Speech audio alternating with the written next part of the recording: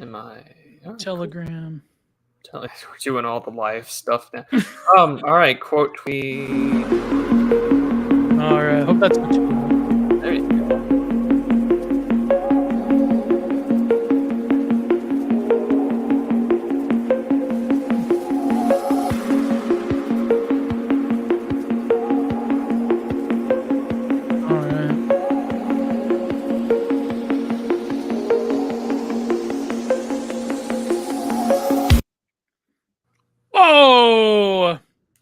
Whoa! Let's remove that. There you go. All right. That was great, Prude. I love that intro. That was amazing. Well, thank you. I'm trying to do more of them. Who is the music by? I just looked up some kind of copyright free music. Oh, good. No, I played it safe. Otherwise, none of my times that I've done it on our channel would have been monetized. I was low-key surprised that I got away with the George W. Bush bit, because I was wondering if that was going to get, Yeah, they do. I know they do copyright some speeches, but I think that was a pretty good one. I like the George W. Bush speech, but only you, you didn't pick the Crusader one. You didn't pick the mission accomplished. Only you would know that speech. Probably. Yeah. So this stream, I broke out my South Park shirt just to make a good commentary. But this is the Digital Archipelago number 11 on my channel this week. Last week was on Prude's.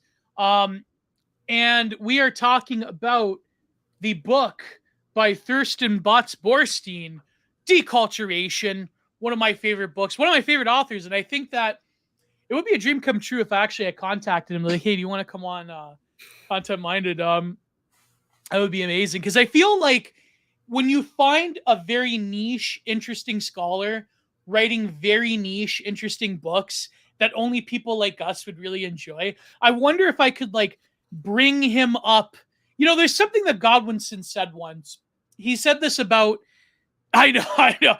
He said this about his Alexander Gordon Jahan's video, where he said that when you do find an obscure lolcow, or when you find an obscure source of meaning or content, they could transcend your reach, but you get to dictate those initial salvos, those initial explorations. You get to sort of mold the way that an audience takes up a person. I mean, in that case, he was talking about one of the most prolific lolcows to come out of England. But I feel like if I did bring more awareness to the work of Botz-Borstein, that, I think he'd be like, oh my God, all of a sudden, a bunch of right-wing spurgs are enjoying my work now. This is incredible. But anyways, hope everyone is having a good week, a good day. Many events, many happenings, many Twitter dramas. I don't know if we want to cover it first, but before we get to that, preliminary shilling, really quickly, yesterday I released my content, even though he deactivated again, but it'll probably be back soon. My content-minded episode with Marcus, Zuma Schopenhauer, amazing theory cell episode. I recently got into a trouble. I got the Irony Bros are after me again. I don't know if they're after me. My prolific horny posting, but a theory cell horny post about this glow-in-the-dark e-girl that the feds have hired to go on TikTok and talk about being in the military. So I want to write an article about her, actually. I think it's quite interesting, this relation between Eros and Thanatos that Sigmund Freud talked about. But anyways, I'm just paranoid, baby. I'm just paranoid. But I'm glad that my horny posts are even have some delicious Spencer Grunhauer type theory selling there. For those who don't know, that's a reference to our good friend Baltic Dan's new forthcoming novel called Nutcranker, who I will release the foreword when that book comes out. He had to censor some words, though, him and Matt Forney. The certain type of posting, the C word posting word, he had to get out of there. So my foreword. Oh boy. I was told to write the blurb for it. Dan had messaged me about it. And I was like, man, how do I write with everything that takes place. And if you're, but go ahead with your shilling. I'll talk more about that in a bit. Yeah, we'll talk about the book a little bit. Maybe we'll get Dan on when it comes out. Well, I've got him scheduled to come on next month. So, Okay. yeah, I'm having Hudson on tomorrow to talk Yeah. about automaton. So I just want to bring all of our friends on to just get as much cross promotional stuff for our books. Because earlier this week, there was this little thread that was coming around by some, I shit you not, like a 28-year-old Upper West Side writes fiction. And he was talking about, and he's like, it's like a 400 follower account. And I don't mean to diss him because I thought he brought up an interesting point, but he was just saying like, oh, you know, I'm really getting tired of like people coming out with these like debut manuscripts that aren't. Oh, I any saw good and that. yeah. And I was just like, what are you talking about? Like all of the books that I've been reading out of our side have been interesting and good, and that there's this sort of like semi-formal network of writers that is just getting together to ask for forwards, like with Dan, or blurbs, like for me from Dan. Even artwork, by the way. Yeah, artwork as well. I mean, I just think that, you know, since the publishing industry, you know, the legacy industry, publishing houses is getting investigated for antitrust, we find out the real numbers of how much a book really does get sold. And it's just like, so our friends are doing better than, you know, whoever gets published by like, you know, Penguin or Random House Publishing. So it's just like, well, the industry's alive. It's just not, you know, cultivated in traditional ways. And so, well, I mean, even our friend Aristophanes was talking about that. Yeah, I think was it Aristophanes, or was it you or Second City Bureaucrat that like ratioed that guy pretty hardcore? I did for sure. I know Aristophanes. I think we all did because we forced his account to go private for 3 days. Yeah. So, that's why. Yeah, because I saw someone said the guy went private. What an F-slur. So no, it's true. I think like Bronze Age Mindset, for instance, I think outsold pretty much the majority of like mass market paperback books that are released by like conservative publisher TM. Like I know, for instance, Simon and Schuster since the late 80s has published these type of books. Like they published Closing the American Mind. I think that we should cover that one of these days. Yeah, we should actually. Maybe next week. Like especially the Left Nietzschean chapter was quite interesting. Like because that Closing the American Mind has like a phenomenal importance to American culture war. I mean, it was one of, I think Ronald Reagan said it was the book that he had in his nightstand. So that like really shaped a lot, especially for a Straussian. So, but yeah, I think like I know that I forget who I was talking to that said that a lot of these like conservative pundit books that get released by like hosts of Fox News or like the Daily Wire, they go to the offices of all of these like Fox News, super PACs.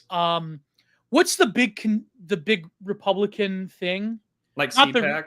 CPAC. Yeah, I was gonna say AFPAC, but like that's a different one. Or the Con Inc. Not the TP USA, Turning Point, and all that jazz. Like, they do, and you see this every year, every election year, every 4 years. Everyone and their mother that runs for the primaries will write a book outlining their version of the American dream and what they're going to do. And they're all ghostwritten. And it's just, I mean, everyone buys them, right? And I think it was like Matt Iglesias or somebody or some other sort of like out there pundit kind of writer was just talking about like, well, you know, they're #1 bestsellers in the New York Times, but that's because like they're like you ship out 50,000 copies all over the place. Like it's not that it gets read.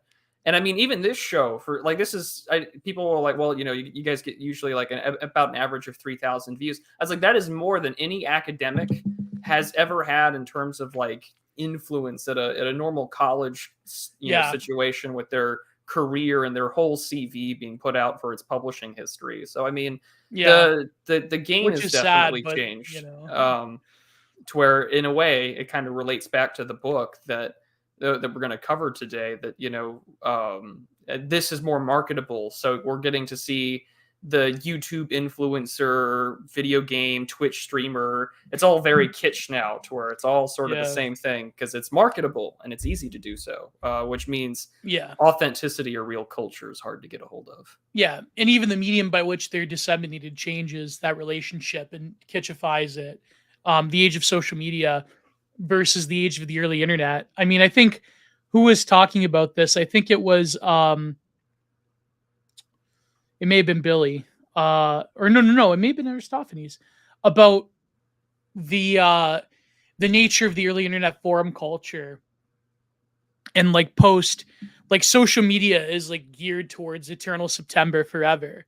Like this is what we're stuck with. And the fact that like there is no originality, and the fact that in a weird way, like even you last night were talking about this with Patrick Casey, like the blogosphere returning with the V and forum culture, especially a certain forum which you which was not mentioned, that has to do with an Egyptian god. By the way, sneed those super chats. Do I have a super chat already, or I don't know? It would pop up in your comments. Yeah, it would pop up in my thing. But sneed those super chats, please. Buff, don't worry. I think Lomez is working on the recent shipments of Passage Prize. But anyways, where is that Hide Wars video where a certain Think of Arnie says I won? Yeah, I won. That was I remember in the DMs when that video came out with Warren, and that was a pretty that was a surreal time in history. But anyways, yeah, I think the publishing industry is done for it in general. Like I was watching, I was doing my workout yesterday, and I was like, there was a YouTube ad, and it was whoa, it's with Ruby Kaur, and it was sponsored by Barnes and Noble, where she said that at 5 years old, I picked up a pen and started drawing and never stopped. So many years later, challenging the patriarchy, dismantling it, having a book deal. It's like, oh my God. Listen, I picked up a pen at that age, and I've been drawing for the patriarchy ever since. No, I'm kidding. But I think it's quite indicative of, I think, the way that the publishing industry has gone. And the fact that like someone like Bronze Age Pervert could basically outsell every conservative pundit who hands out their like ridiculous books like candy. Like do you have Book Depot in the States, Matt? You have equivalent? I don't. Well, what would Book Depot be like? Just a chain bookstore, or like the sort of factory floor direct wholesaler bookstore? If there is, I don't know. I mean, there's plenty of places that I can order online like that from, but I mean, Amazon's basically taken that chunk over that I know of. But I mean, where I live, I'm a stone's throw away from a local bookstore, a Books A Million, and a Barnes and Noble. And I try my best to avoid them nowadays, unless I want to like go pick up like publications, because I'm a sucker for physical media. Almost everyone knows this. And I really can't stand e-reading. I really don't, despite the fact I have like a whole solid state drive full of books that I will never get to. And but that's the thing though with the publishing industry. I can buy off Amazon, or if someone's got their own publishing house, I can buy books from them. Like my copies of Decline of the West come from Rogue Scholar Press.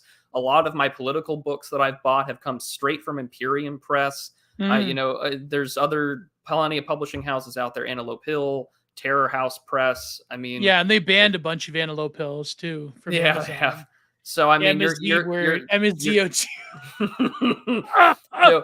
kind of left to go directly to them, because you walk in. Like I hate Books A Million and I hate Barnes and Noble, because you'll walk in and like the first thing you'll see is just like you walk into a Barnes and Noble and it's like, well, here are all the top reads that like the New York Times wants you to read. So it's all that like really cringe political shit. And it's got Ruby Kaur in there as well. Yeah, and a strain or just like a whole wall or aisle filled with Funko Pops. And then if like you walk into a Barnes and Noble, it's like the perfect like alt girl, but they're all lesbians now, or worse, because you can't get goth alt styles without the dick being attached. And so they're non-binary now too. Well, yeah, the girls. Well, that's what NB just to me just means ugly, but you walk into a Books a Million and like what's the first thing I see is like tarot cards and weird dream catcher Wiccan shit, and it's just like there's no you point know for what me you're getting into. Yeah, you know what you're getting into, and then there's the anime, the Funko Pops, the weird models and collect. It's like the perfect Bugman store, so I have to like run straight to the very end where the magazines but are. it's so only the top Crunchyroll anime mangas. It's not like the real esoteric ones. But yeah, no, but this bookstore, damn, the MB girls, no longer can you go into a local bookshop and find kind of like a 5 to 6 out of 10 Abby Winters type of girl that you could probably do not Google Abby Winters. do not research. Do not research. But nowadays, like it's the blue, it's the multicolor hair, the green hairs. But this box store, Book Depot, it's like a wholesaler that's in like a factory floor type deal. The converted factory to like Amazon shipping house, whatever. There is one like that I know of in Portland, but that's the only place. Yeah. I think it's much more of a Canadian thing, or like north, north, where you basically every year they have this box sale where you can fill a box for like $30, and the only like commentary, like the only like real political books besides like the left-away, like Michael Moore. I think I saw like Silly White Men, or whatever his book called, Stupid White Men or whatever. But a lot of them are like the right-wing ones are like the conservative pundit ones that like nobody reads because they've only been on Fox News a handful of times. And like I have like a bunch of them, and it's like all of like the conservative like culture war issues. Like I think even like Ezra Levant, like Ethical Oil book is there. Like it's really crazy. Like these, and they all have like the bold text, the bold font. And it's like, that's what conservative punditry. The only thing I found really good once was I found a copy of Foucault's, what was it called? Which one was it? The Collège de France lectures. Society, Territory, and State. That was like the one like actual philosophy book, because all the philosophy books that they have in these wholesalers, it's always like philosophy of inception or I was gifted one time, like I think it was like 2014. I was like just starting college, and someone gave me a philosophy and Mad Men book. Yeah, and I was like, that's the stuff that you pull from there. And it was funny because the other month or so, I managed to one of our local bookstores was closing, and they had it was like the day before, like they were supposed to give over the keys and everything. And they were just basically like, everything's free. Just like sack it, and I felt like a barbarian plundering Rome. And I asked my parents, because I was at work at the time, I was like, hey, can you like please go raid this bookstore before I get off work to go head on over there? And they did. And they're like, well, we tried and picked out stuff that you were interested in. And all of the political texts in there was like George W. Bush era, Insta pundit style books. So like, there's like copies of Bush World or like why W is the worst thing on God's green earth. And it just, it just felt like an older vanished time, because like even the stuff that was out there was like, I did manage to get 2 copies of some stuff from Pat Buchanan. And that was probably the only good takeaway. Yeah. The rest was just like, here's something by Dinesh D'Souza. And I was like, well, that can go. Yeah. The Dinesh D'Souza ones, they always litter these type of bookstores. Oh, yeah. Imagine a world without her. Well, yeah. No, it's not. I mean, I don't know if I'm Norwooding a bit, but I mean, maybe it is to just, it's just when I do Norwood, it's to prime people to accept the Thaz. So I have an excuse, but I can't believe it. No super chat so far. I can't believe you people. Prude made bank last night with Patrick Casey. Can't believe Pat. Pat was adamant for his audience to do it, but I mean, there you go. Don't come off that way, Don't let's not be like the $5 kind of shit. Let's not stoop. Let's not stoop. We love our audience. I always make that thing that even before Stefan Molyneux, it was that horrendous stream. I don't know if you could find it, with the Amazing Atheist and Fake Sagan, where he's waving around a Glock and they're drunk and they banned a guy for only giving them like $2 or something. Good Lord. Before Stefan Molyneux did it, it was TJ Kirk. But speaking of unspeakable horrors beyond our imagination, where was I going to lead up with that? No, anyways, shilling time. So yeah, yesterday, the stream with Zoomer Schopenhauer. My mind was stuck on Zoomer Theosis, but it's Zoomer Schopenhauer. Because I just know him as Marcus, but it's like, Yeah. But yeah, it was amazing stream. We talked about his sort of take on scientism and Kantian and post-Kantian philosophy, his critique of Heidegger, and we talked about the history of the SMP and England, and what else? We talked about religion, mysticism, but also his 4 varieties of neo-paganism and paganism that he covers. And we also mentioned Mike from Imperium Press, his brand of paganism being the most coherent. And yeah, really great stream, full version on Patreon. Next week, I don't know if I'll release the second one with Stain Haynes or not, but I have to get around to releasing my video called More Artifacts from the Future, which is by the Institute for the Future, that actually has a lot of glow-in-the-dark type of ties. I believe Schwab Real Human, which I'm trying to get on the show, actually mentioned the Institute for the Future in his recently freed article about, what's it called? I have to look it up, but it's the more recent Schwab Human one. And I was reading it to prepare for, the episode with him, and they mentioned Institute for the Future and how it had relation to the Rand Corporation. I'm like, oh my God, there you go. Talking about, telekinesis, how to mimic it with AI and so forth. And so, yeah, next week will probably be another Stain Haynes one. I have one I'm in the process of recording with Default and Astral. And I have a bunch of other ones. And next week I'm going to be on a pretty good stream, but I'll have to work out the details. And tonight I'm recording, which will hopefully be out in a few days, again with Constantine Martelli and my good friend Goran GSP. We're talking about the recent developments on the special military operation. So now to be known as partial mobilization. So I'm not going to talk about the blue-yellow situation this stream. I'm saving it all for tonight. I kind of went off last week a little bit with, but things are changing quite rapidly, so we'll cover all of that. But so final shilling for you, Prudentialist, before we get on.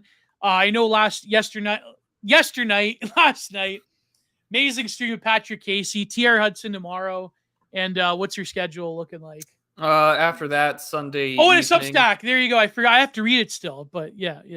Oh, yeah. Pierce the veil. Yeah, well, piercing the veil. Again, list of bands I did not listen to when I was growing up. My dad had Jan and Dean and the Beach Boys on in the car when we drove places. But oh man, no, I mean, Stain Haynes asked me a while back if I could write something about living and life. As sort of, because the last issue of Cars and Women was about, or the most recent one's about death, which T.R. Hudson is going to be featured in. Yeah. So all the more reason to buy a copy of Cars and Women magazine. No two copies are alike. And so he asked me to do it. And I tried time and time again to do some sort of short story about it. And I realized I just couldn't. And I just turned on my phones. I was going to send a text to somebody, some speech to text. And I just copied that and edited and put it on there. Nice. So this Sunday, though, I'm going to have our friend Furious Pertinax on. We're going to talk about some of the recent issues between Turkey and Greece over claims in the Aegean Sea. And then I'm currently scheduling something with Semiagog and Jimmy Thomas about also the recent mobilization in the news out of Russia with regards to what's happening in Ukraine. So there's a lot of stuff coming forward. Yes. We're going to try our best to be as encompassing as possible, both geographically speaking, but also the logistical side, because Jimmy Thomas is a military veteran. So it'll be really good, I think, once we get that all planned out. So stay tuned for the announcements. And of course, yesterday I had Patrick Casey on. I thought it was a really good discussion. So things are going pretty well. And then hopefully tomorrow I'll have an article out for our wonderful subscribe star backers and Substack patrons. So plenty of good stuff coming up. Yeah, and for my patrons, the last episode of my review of Psychopolitics is going to be dropping probably this weekend, hopefully, where we get into his solutions or partial solutions. And I think after this, people have asked me to cover what book did they want me to cover? Either I'm trying to do a few articles, but maybe I'll cover something else spicy. I know a patron floated the idea of another Byung-Chul Han book, but maybe in the future. I'm waiting for his newest one. It got delayed till October. So that'll be great. So yeah, that's great, Pruda. Yeah, the article I highly recommend. I've skimmed your article, but I have a similar piece in mind, but I have to rate that. I'm probably gonna send it to Default's Substack, the glow in the dark e-girl article. So but yeah, that's amazing. Are you going to do the stream with Semiagog? Like, are you going to do it after the referendums in Luhansk? Yeah, most likely it'll be after the referendums. Okay, good. Yeah. I'm pretty confident it's going to go in Russia's favor. I'd imagine that partial mobilization, because you have to this is why I was kind of not that shocked at this partial. I mean, I'll talk about it tonight, but I'm not that shocked because if they do vote in the referendum the way that Russia wants, I mean, they're basically considered Russian citizens, and it'll be glove. Oh boy! Oh, Strykov vindicated. Yerkin vindicated. But let's move on to yes. Oh, hello, Sean. Sean's in the chat. Very nice. So let's move on. All right, we actually do have super chats. Oh my god, I love how I guilted and shamed my own patrons into giving me super chats. Oh man, that's amazing. I will get to them at the end of the stream, but let's go on. Let's move on. Okay, so let me set this up. Thurston Botz-Borstein. Oh, never mind. I'm not gonna make that. I don't know how. I think you know, Matt, when you when you find something that just comes to you in the aether when you're Googling, and it's like things just make sense. I don't know where Prude went, but one night I was Googling something. I was trying to search papers. This is years ago, and out of the aether, I found this book, Deculturation, and this author, and it just opened up a world. The intersection between politics and aesthetics and the critique of modernity just really spoke to me. So deculturation is about the process of a sort of destruction of culture in the modern world and this uniting of liberalism and kitsch. And it's just chef's kiss. And he has a bunch of other crazy books. He has this book that, Prude, you should read this, about how ISIS, not the band, the other group, is fulfilling the legacy of Italian futurism through the mobilization of technology. He has this other book called The Cool Kwai about African-American culture enjoying anime. I'm not making this up. I mean, that's beyond true. He wrote a whole book on the Black Weeb. My God. He has a bunch of other books about architecture in Japan and Russia and China, and how I was reading this one article actually about how Nietzsche, he mentioned how Nietzsche said that the monument becomes impossible in the modern world because we are disconnected from our history. But yeah, amazing works. He has a bunch of other books on his whole thing, and he sort of carries this weirdo sort of mix of eclectic, Eastern philosophy with political aesthetics, with a lot of sinologists. He really is a philosopher, kind of like Byung-Chul Han is. He is a philosopher of space and spatiality, and sort of opening up different spaces the way that Byung-Chul Han and Mark Ogg with the Non-Place book is. And I think he's a fascinating scholar. In this book, Deculturation, he also talks a little bit about Evola and Burkhardt and other sort of verboten scholars. And he has this whole chapter dedicated to Christopher Lasch's Culture of Narcissism, because to him, kitsch opens up the space of narcissism. But let's go basic definitions. What is deculturation? What is your first impressions, Prude? And what did you think of the book? He does mention geopolitics as well. He mentions about the sort of the Arab world embrace of kitsch with these Saudi and United Arab Emirates billionaire oil tycoons, and I thought that was fascinating. But what was your first impressions, actually? Well, I managed to get through the first 3 chapters because I mean, you had DM'd me saying like, if we're going to focus on anything, focus on those 3. And I quite enjoyed the text. I found Borstein's sort of idea of truth being rooted explicitly in culture to be interesting. And I'm sure there's probably more that I'll still need to read in regards to the position on religion. But I thought that, this was building off of a lot of the things that, I've read before, especially with a lot of reliance and citation of Lasch, and the impact that once we sort of separate truth from any sort of cohesive, long-standing tradition, then everyone's going to look for alternatives. And the alternative aesthetic truth, I think, is perfectly encapsulated in a lot of things that we see today, whether it's the humans of flat design or everything in these like soy-facing hyperbole, because that's one of the big things that I noticed here is that in this alternative deculturated world, hyperbole is the only way to get people's attention, because everyone's looking for some kind of meaning and some kind of difference. And I thought that was very good.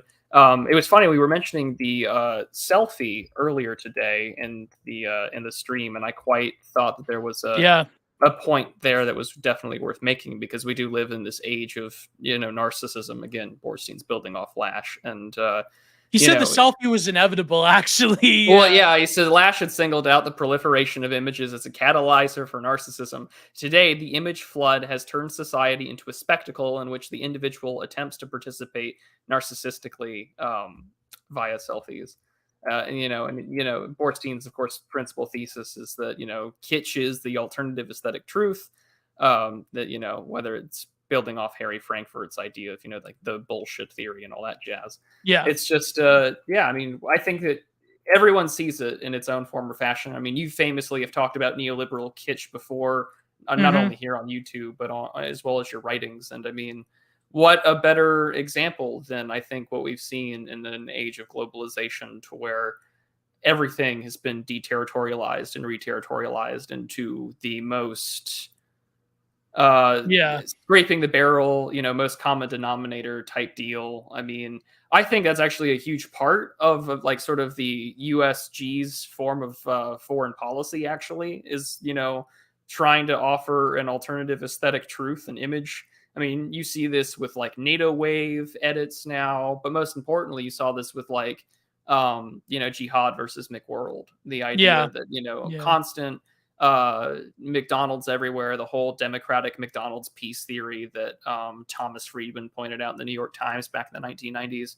And I thought that, this is a very valid thesis, very much out of the like new left school of thought from the 1960s and 70s. Yeah. Absolutely. Which, I mean, we could go into. I don't know why. Very good read. Yeah. I don't know why I trying to share screen, because my Microsoft Edge does not come up. I'll have to share my whole screen here. There you go. So deculturation. Why is there so much kitsch? I wonder why. One reason is that we are living at the age of hyperbole. I love hyperbole. There are simply too much of everything. Extreme sports like deathmatch wrestling, doping, eating contests, hyper skinny models, along with obesity, mass shootings, and addictions. However, kitsch is determined by a deeper pattern, which is the pattern of deculturation. Humans need truths to believe in, but in the past, those truths tended to be transmitted through culture. In neoliberal world, truth is increasingly produced instantaneously without cultural mediation. Kitsch employs this mechanism in the realm of aesthetics. Suddenly, your explosion of kitsch must be seen as a symptom of a large-scale civilization. By the way, I use OpenWord because I got tired of giving Bill Gates my money. So the the term deculturation emerged in sociology and debates about the efficiency of colonialism, subsequent losses of culture. So I haven't read Bourdieu. I've heard some good things. I have his reader. I probably should read more from him. But Sociologie de l'Algérie, the sociology of Algeria, we speak of deculturation when a particular group is deprived of one or more aspects of its culture. The entire process of modernization has been such as the process of deculturation. John Tomlinson writes the modernity is technologically and economically powerful, but culturally weak. Whoa, that's amazing. I love that one. So I think deculturation. Let's talk about the religion thing first. Let's talk about the sort of the geopolitical implications. Let's get it out of the way.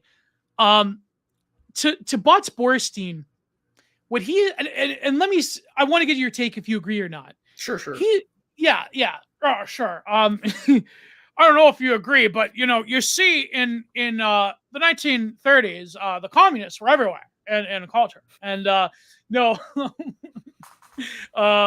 you had to be a communist member. It's like say all the cool right wingers went to Hungary or went to what's the example you use? Belize, I think. Yeah, Belize. Belize. Although all the cool right wingers have gone to Hungary. Yeah. So. Now they're going to go to Mexico. So apparently that's going to be the next front on right wing horny posting. Because all the shit libs have basically colonized Mexico City. Yeah. That's so funny. But anyways, on religion, you were saying. Yeah, okay, that's pretty funny actually. Mexico City's the new objective liberal of leftward colonialism. Well, it's like that tweet where they were showing some like hippie or communist commune, and they were just like, oh, they said, screw Guatemalans, it's just vibes here. That tends to be the it's all white women. Yeah, it's all like white, mainly white women. But yeah, it's just like that tends to be the their version of white flight is that if you can't afford gated communities, you just take what little barista money you have and just like try and make it decent in like a Central American country somewhere and just hope for the best. Yeah, it's in England they have the equivalent, but going to India where they or Bali where like if they wear that certain, they come back, they wear that certain pants, and they have relations with an older shaman, 20 years their senior. That's the way it works. But our equivalent, I guess, in America is going to Mexico and Mexico City. So, or going to some other, like you were saying, South American or Central American country. No Guatemalans, just vibes. But that's really, I think, no, but see, we bring that topic up because that is part and parcel of the sort of Western deculturation that's going on.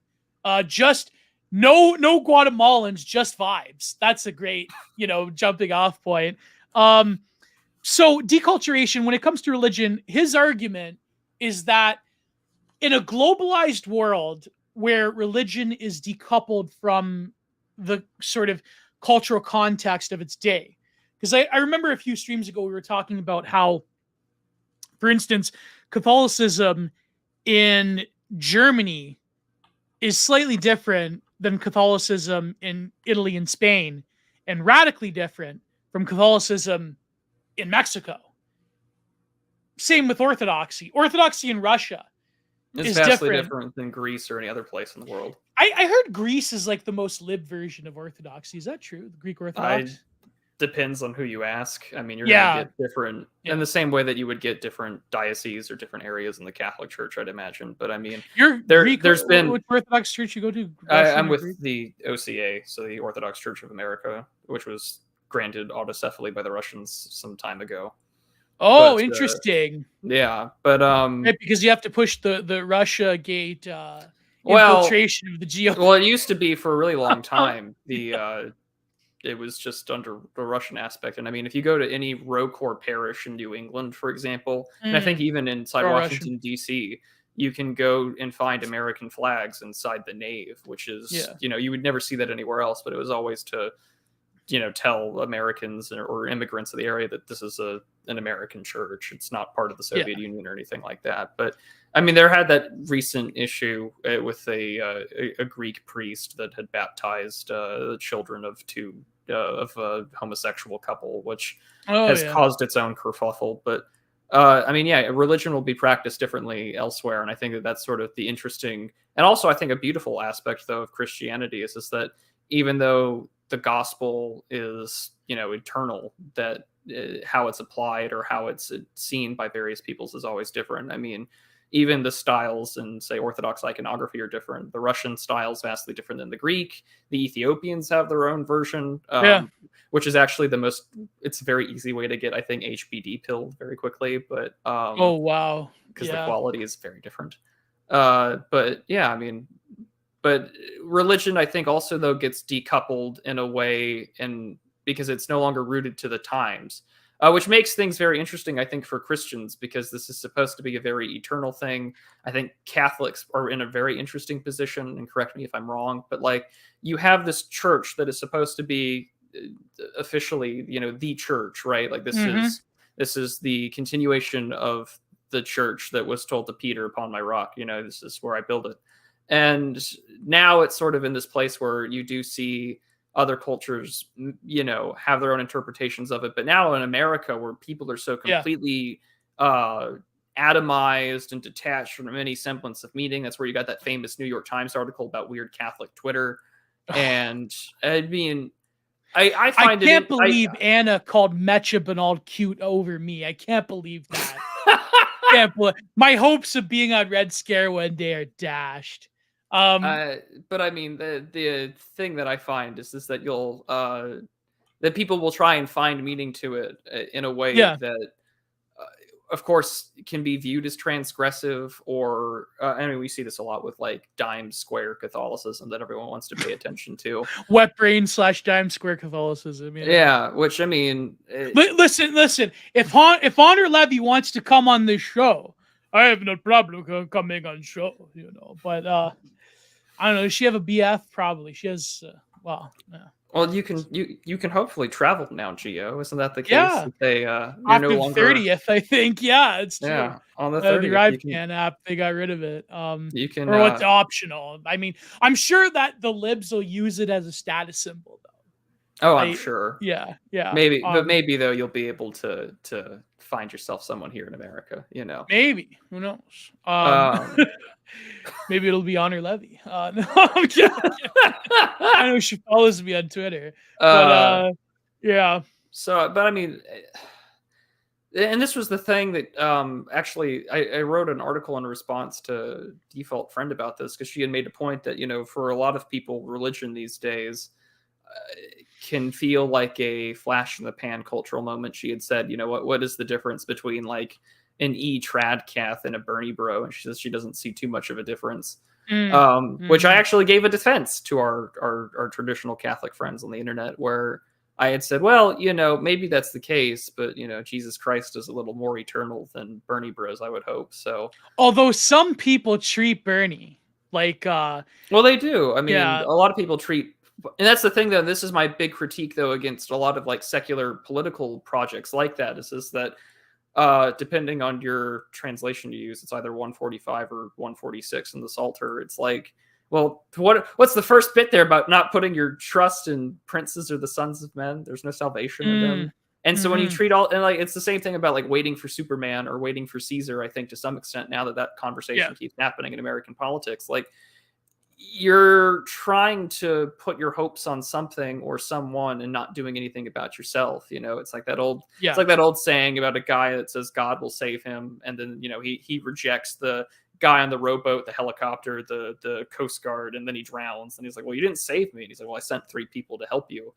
And it's just, I saw that. And this is the best video that I think, one of the better videos that the Distribute This has done, where he's talking about the Grill Pill and Chapo Trap House, because Bernie lost, the primaries in 2020, and Matt Kreisman was basically trying to tell people to still believe in the greater ideological project and things like that.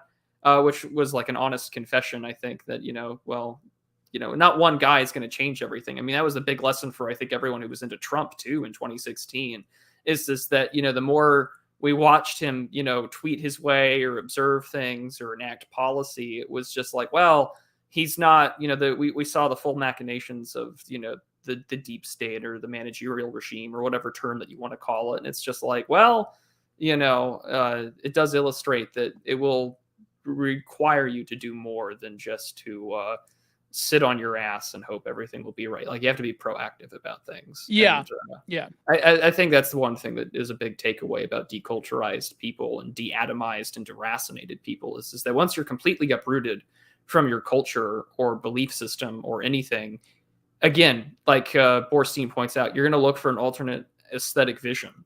And some people, get really interested in sort of the Gothic designs of cathedrals. Some people are really into, the aesthetic appeal of religion, which, I mean, great. That's a great way to get interested, but that's not why you should be there. That's why you don't explicitly go to church because, you think it's based in red pill. No, you're supposed to go there to commune with God. You're not supposed to be there because that's where all the cool red-pilled people are. I mean, you'll naturally find them there, but it's just a weird place to be in, I think, culturally, because you're right. Everyone is now looking for ways to stand out, and Twitter, even though it's got such a minority of users in terms of, like, the whole population social media of the West,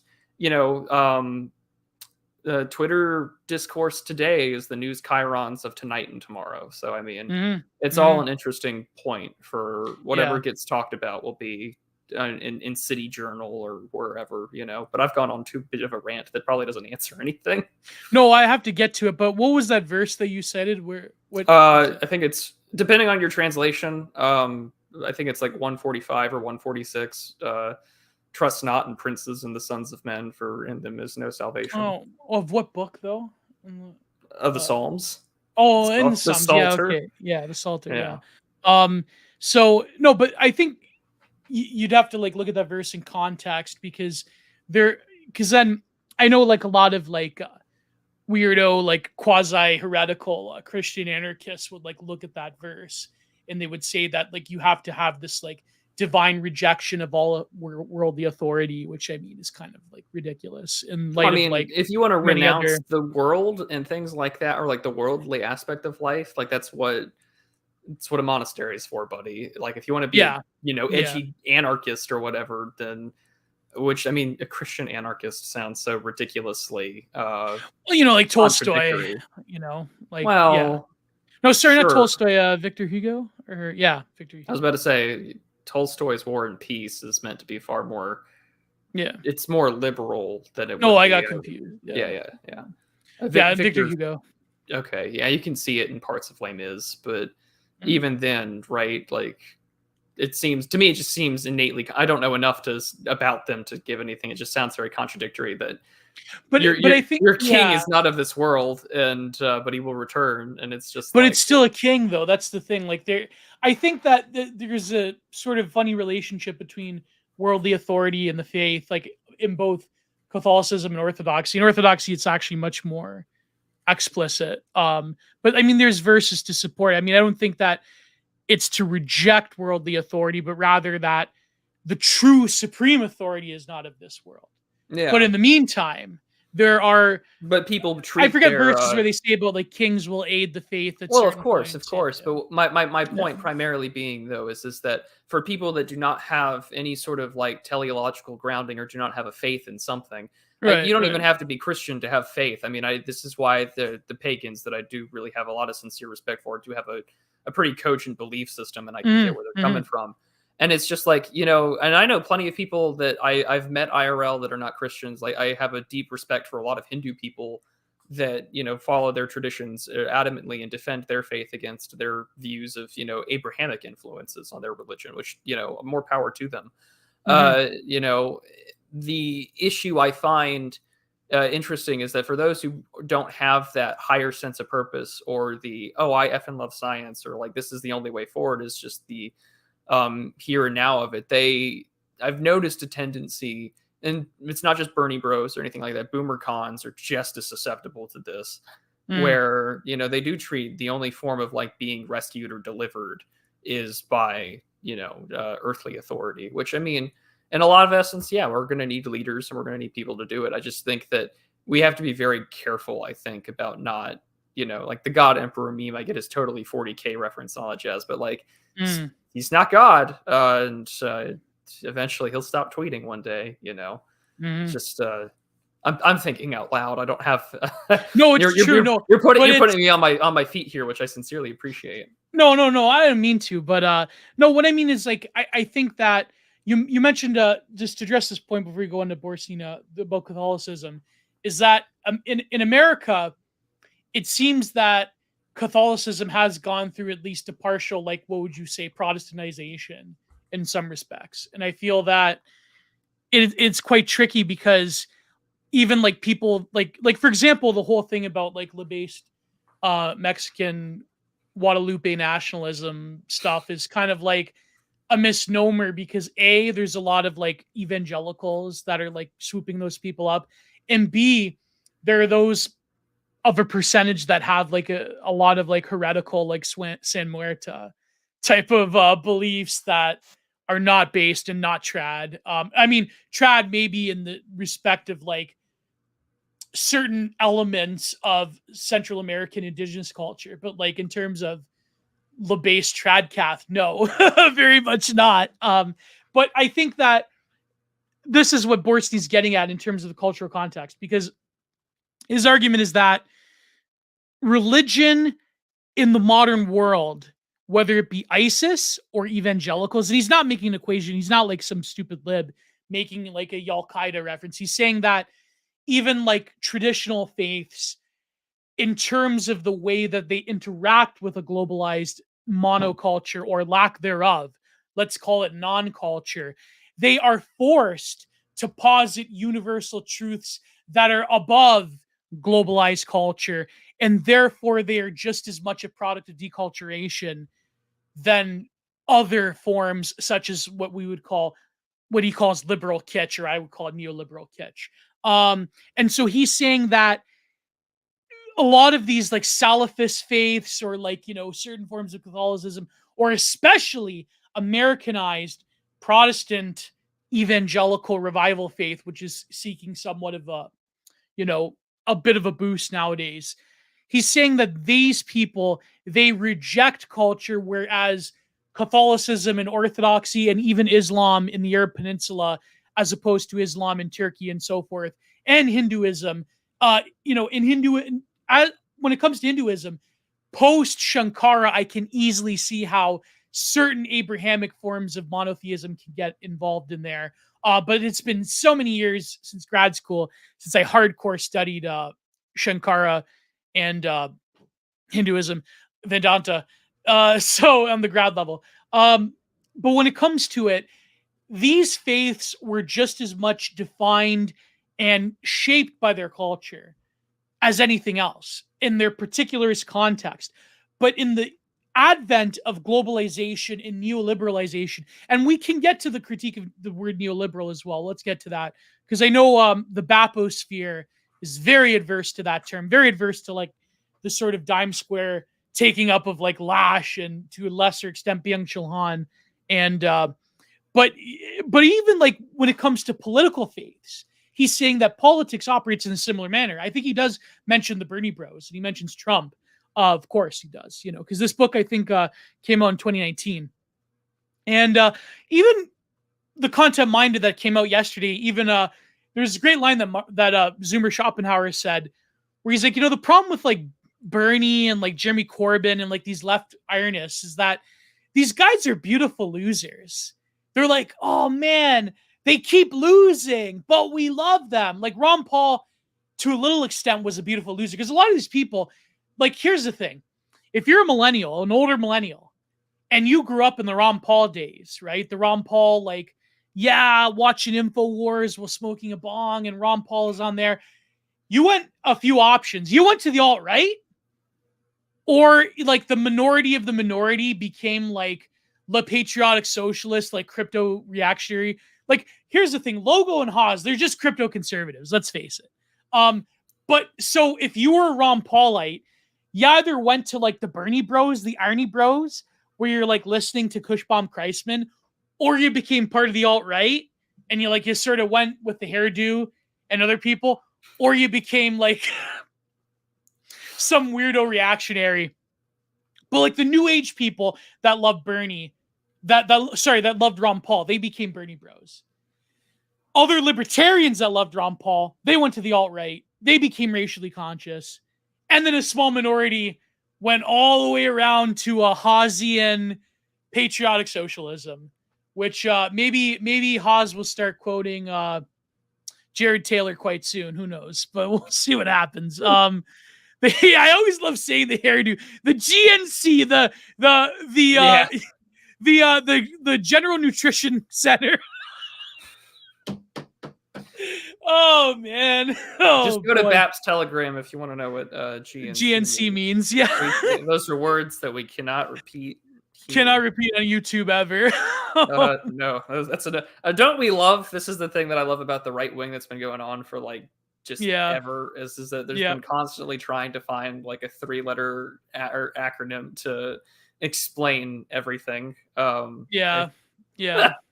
It's we have our own marketing. Listen, team, don't listen. Go to her interview with Justin Murphy, and don't tell me that Honor Levy does not look good. Okay, she's a very sweet, innocent I can't even pretend. Someone's reading chat. Someone's reading chat. Someone's reading the chat. But no, that's the thing. To get back to the book, though. Yeah. You go ahead. I think. Well, what do you make of that argument, though? Like about the nature of religion? Yeah. Well, I mean, once it gets deculturated, or once it's uprooted from its cultural grounding and understanding, I mean, it's prone to be constantly reiterating or reifying itself to meet the audience and the times of the day, and I think that does come with significant problems. And I don't think it's just unique to Christianity. I think that as things continuously enter these sort of post-national economic zones, and that's not just Canada. There are definitely parts of the United States that are like that, especially in a lot of places like Austin or New York, you go to Austin and I feel like, keep Austin weird. And it's like, I can go to Portland and feel the exact same way. But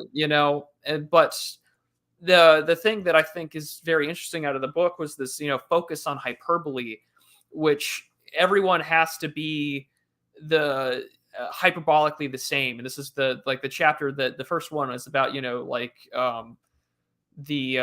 new aesthetics of no, not that. The essay or the part about corporate excellence, which I thought was just really corporate good. Excellence, yes, yeah. Corporate excellence is a new phenomenon. Virtue ethics, which goes back to Plato and Aristotle, examines the good together with a whole palette of virtues, while deontology spells out rules that are right. Virtue ethics is part of a family of teleological ethics, which deontology is most generally opposed, and defines its values in view of an end or purpose, telos, to be achieved. What is good as opposed to what is right has to do with benefits. Also, utilitarianism belongs to teleological ethics. However, while utilitarianism wants the greatest amount of happiness for the greatest number of people, which it finds useful, there is the other subgroup of teleological ethics, virtue ethics. But let me get down here. Therefore, the Aristotelian arete can be translated not only as virtue, but also excellence or effectiveness, since virtue ethics is very much dependent on the Edumenist theories about how to achieve individual happiness. The cultivation of moral excellence, virtue, has often been seen as an end to achieve happiness and to achieve it in the most effective way. The corporate world cannot have borrowed the term excellence from the tradition of virtue ethics. Classical moral ethical virtues used to spell out in the terms of concrete qualities such as courage, temperance, justice, and wisdom, or theological ones such as faith, hope, and love. Never has excellence been seen as an end to itself. It was always something needed to obtain in order to obtain concrete virtue. And I really liked this whole passage because we say things are excellent. Every university on earth with their pamphlets in America, they all say that they have something that's like world class or, the top program in the country. Well, every university's got the top program in the country, right? Everyone wants to say that they're listed on the top 100 of USA Today's best universities and colleges in America, to a point now where we are expecting this term excellence is left up to is left up to you, the individual. It's not left up to a specific cultural or political term. Because like mass culture has gotten to a point where there is no such thing as mass culture. And I know that Yeah. sounds like I'm being like out there with a hot take, but I mean, consider television in the past, right? Where cable kind of changed things, where like you had to pay for HBO if you really wanted to like get with the Sopranos or something like that. Man. But I mean, you think about television shows like how many viewers got to witness the end of the TV show Friends, how many people tuned in for the series finale of MASH, or how many millions? I Cheers. think it was like I mean, for Friends it was like I think MASH had some 13 plus million people at the time. Yeah, MASH. There was also a blackout in California, so they had to like air it again.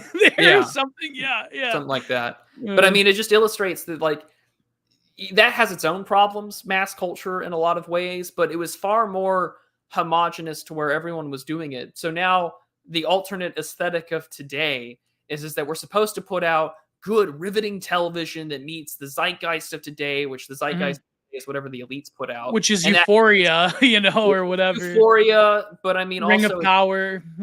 But what do all those things are meant? The alternate aesthetic of today is this constant looking glass of looking to the past forms of television.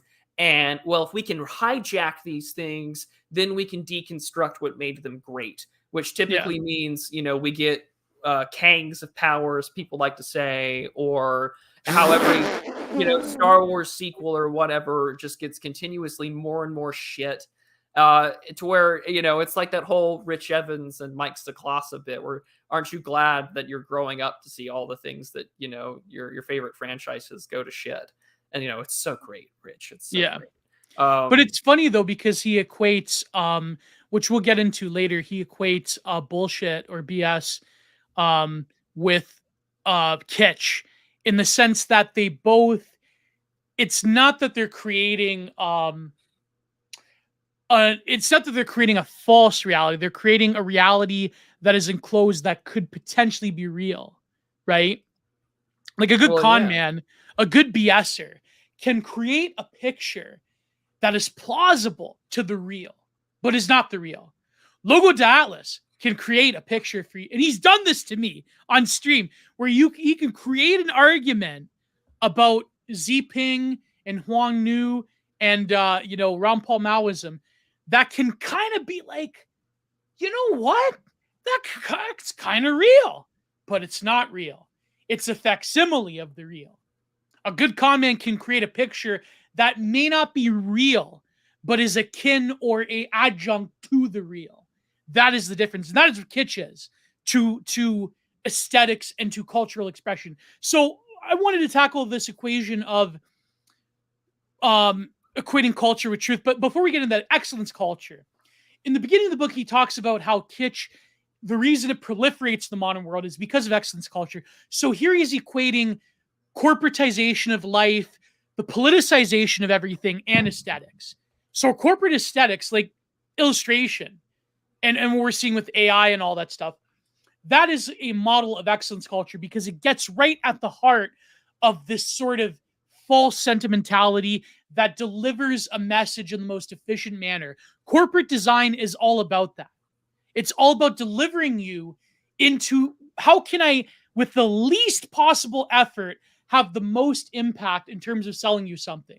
That is excellence culture. So Byung-Chul Han, in his chapter, he called it the difference between what he called the biopolitical self, which is, Michel Foucault, and what he called the entrepreneurial self in psychopolitics, meaning that you sell yourself as an individual and you give up your information. Everyone becomes an entrepreneur of their own brand identity. That's what Byung-Chul Han is saying. So he's saying that excellence culture, Botz-Borstein is saying that excellence culture works in a similar manner. It is the marketization of yourself.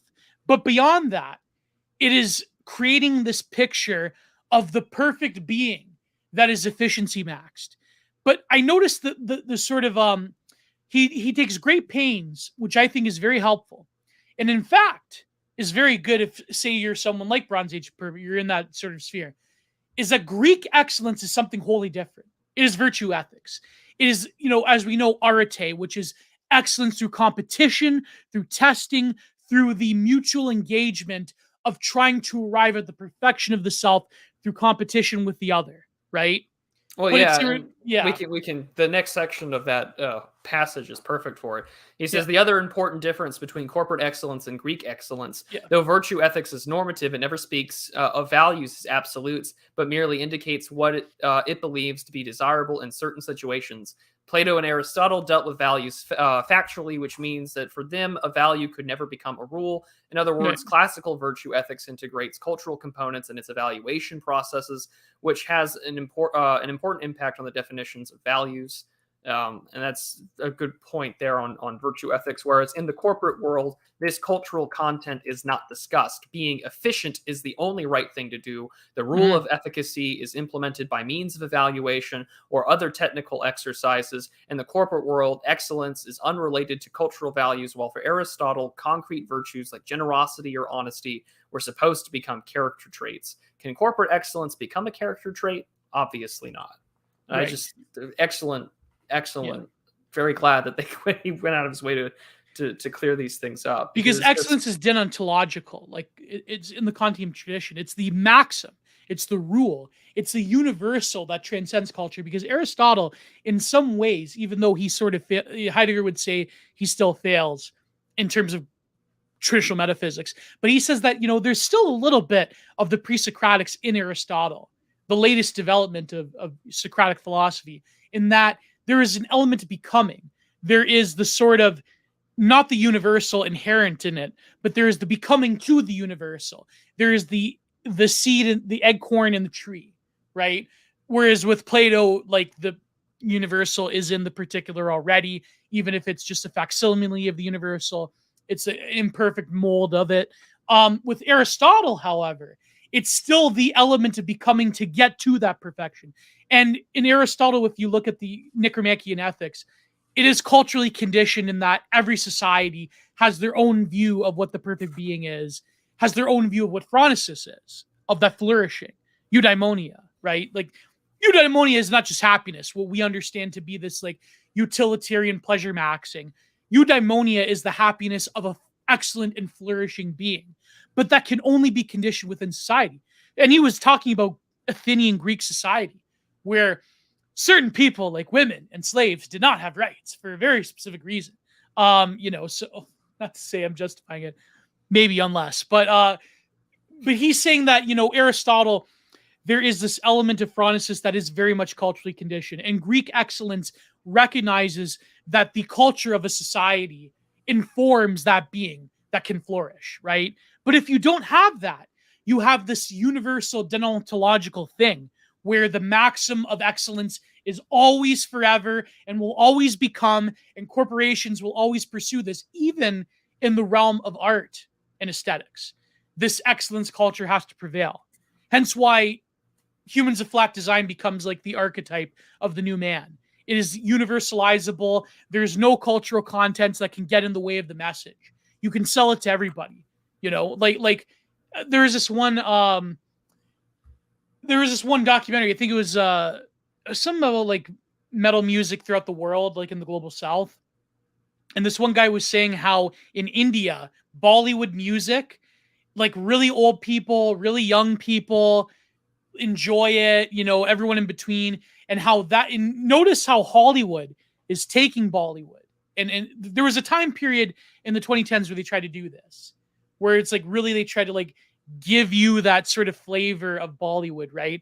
But let's examine that for a moment, right? When you have a music culture that is for everyone in that society, or for everyone in general, everyone can look at a Marvel movie and see a Hans Zimmer, soundtrack, then that becomes part of excellence culture. That is gutting it of its cultural context. So I don't know if you had any more. Well, no, I mean, there's a point there to be made, I think, in three areas. The first one, I'll just get off the bat with like the Hans Zimmer thing.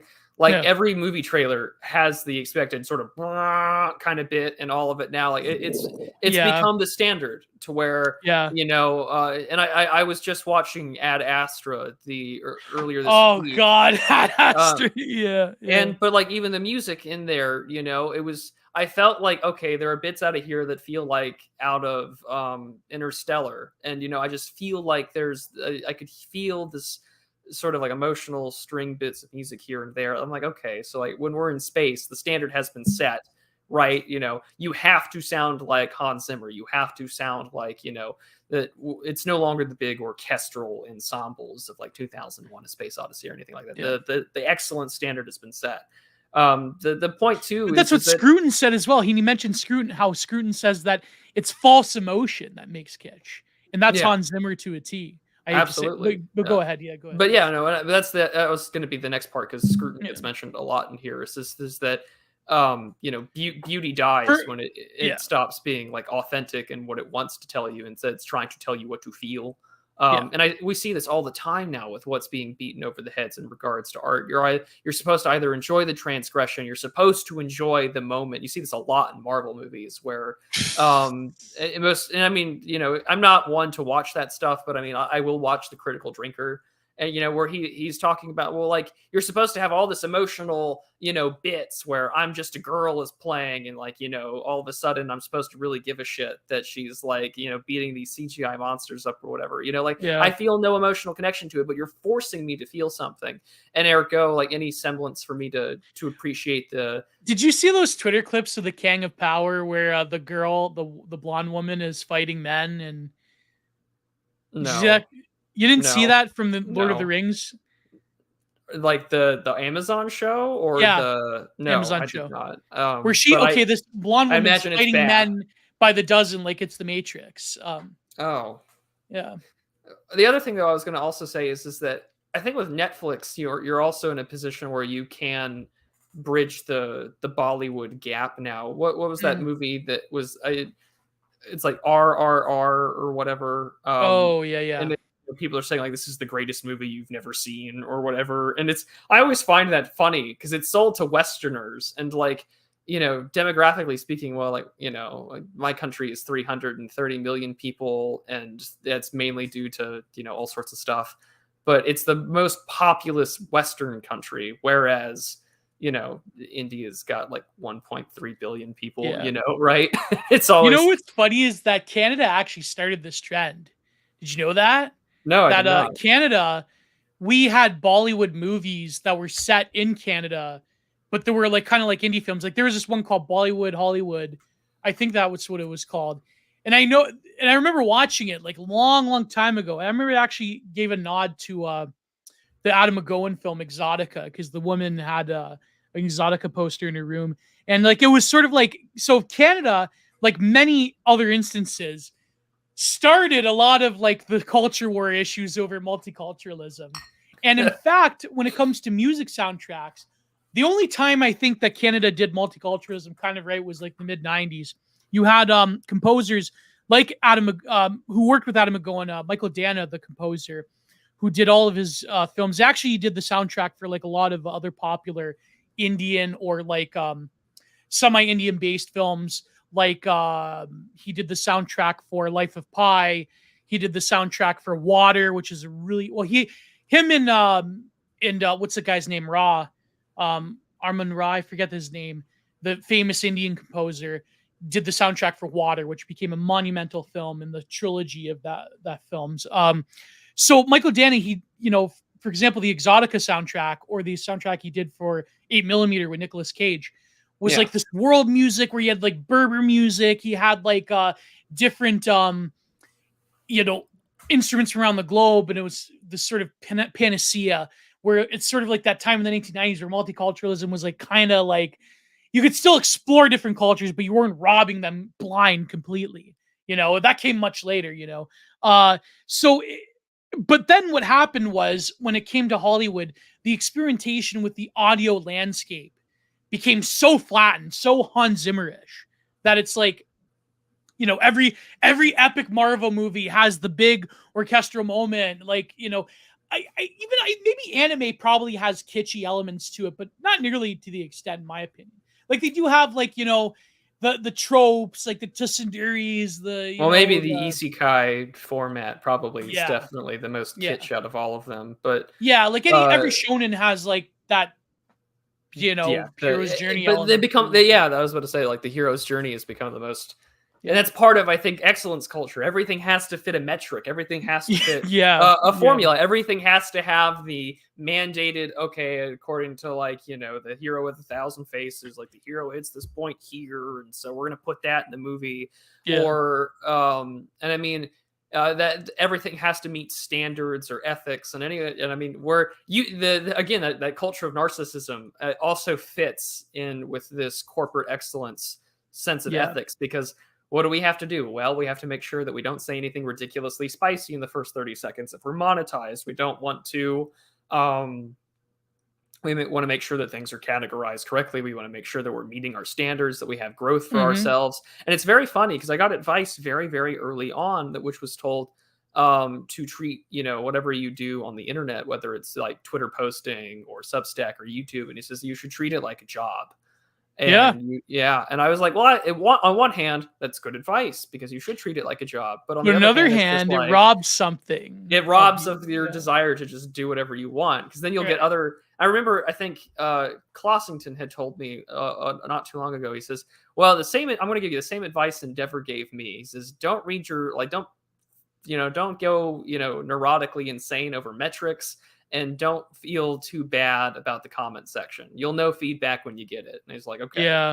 I don't do any of those things. I do check analytics and comments sometimes. And it's just like, that corporate culture of excellence and making sure that you're giving the best thing. I mean, even today, right, we have conversations about like production quality or video introductions or what kind of music to use. And it's all there. And I don't care about any of those things. That's the problem. Maybe I should. If I had an editor, I would. But maybe that's for the best, because in some ways you're rejecting, excellence culture to just say, well, no, I'm here because I want to give a more authentic message. And to me, I think that's the big chunk of why every big, like, whatever your niche interest is, there's always like one channel in there that's got like 1 million subs that acts like it's the corner of the market or whatever, and everyone tries to emulate that and make clones. Like, I really cannot stand the fact that, like, if you like guns, or like you enjoy like gun YouTubers or whatever, like you have people like Brandon Herrera or Demolition Ranch or Grand Thumb, and it's all this same disgusting corporate Black Rifle Coffee Company slop of just like dude bros getting excited over fire. Yeah, I can't watch Ranch. What's his name? Demolition Ranch. Yeah, it's like hear about Brandon Herrera or whatever. It's just like, that's not why I'm interested in firearms, and yet you treat them like this cool marketable object, which I think, if anything, you're just giving shit libs even more reason to hate gun culture. And it's just, Demolition Ranch based, though. I wonder if he's based. He seems, I don't know. I don't know. I probably voted for Trump, I guess. The other, well, maybe. I mean, the other channels, I see the Black Rifle Coffee Company sponsorship, and I'm like, this isn't for me, obviously, right? This is for your normie con. They buy the masculinity loot crates, like that has. Well, yeah, right. The trimmer for your ball hair, and like, this video is brought to you by Black Rifle Coffee Company and Manscaped or whatever. Manscaped, and this isn't to insult anyone who watches that stuff. It's just, to me, I just see it, and it adds to the fact about how decultured we are. And I use the term. One time in a Marnite called it Mandalorian masculinity. And I'm like, I lost my shit. I'm like, what? Mandalorian masculinity? But it's this, or microplastic masculinity or whatever. I love all these terms, microplastic masculinity. Yeah.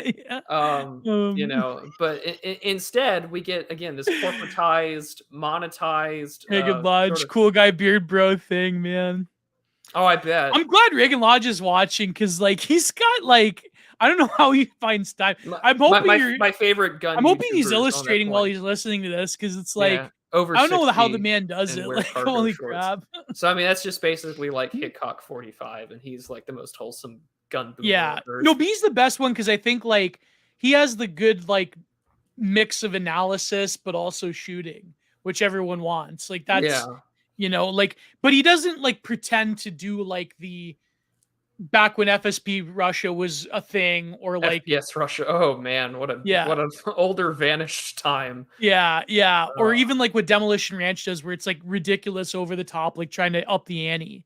Like that's, well, that's why I my think, two my yeah, two favorite people are him for guns. I love Hickok 45, and I really love just Ian McCollum of Forgotten Weapons. Everyone calls him yeah, Gun Jesus, but it's just like I get to be my autistic self gets to enjoy the history of a firearm, while at the same time, it's just that raw masculine ego is just like, yes, go fire guns and shoot things because it's fucking great. I forget, is Forgotten Weapons, is he secretly based or secretly cringe? I forget what people were saying. I think he's secretly I based. don't Yeah. know. I mean, he's got a great collection of books. This is what he gets to do for a living. I mean, Yeah. I think that if you're naturally drawn to firearms, unless you're trying to be like one of those like lefty Weirdo. gym bros that Yeah. don't, I mean, lift all you want, Bernie bros. It just makes you right wing in the end.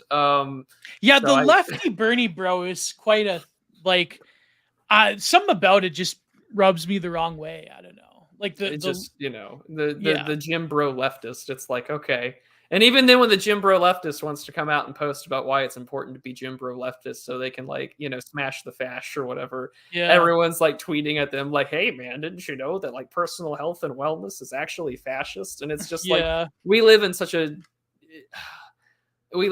time where not just like their idea of self-care, of course, is just like poisoning themselves and paying $150 an hour to make them even more liberal, whereas like the real essence of self-care is like, well, your mind, body, and soul, and you guys don't work out, you don't really believe in anything. It's just it's dysgenic. It's a mystery cult of power for the few, but for the rest of them it's like this dysgenic death cult that makes them want to feel like they have power. Like, I'm owning the chuds. I pressed the 3 dots on the right of someone's tweet and I reported it. Meanwhile, it's like, damn, bitch, you live like this? And it's just really depressing.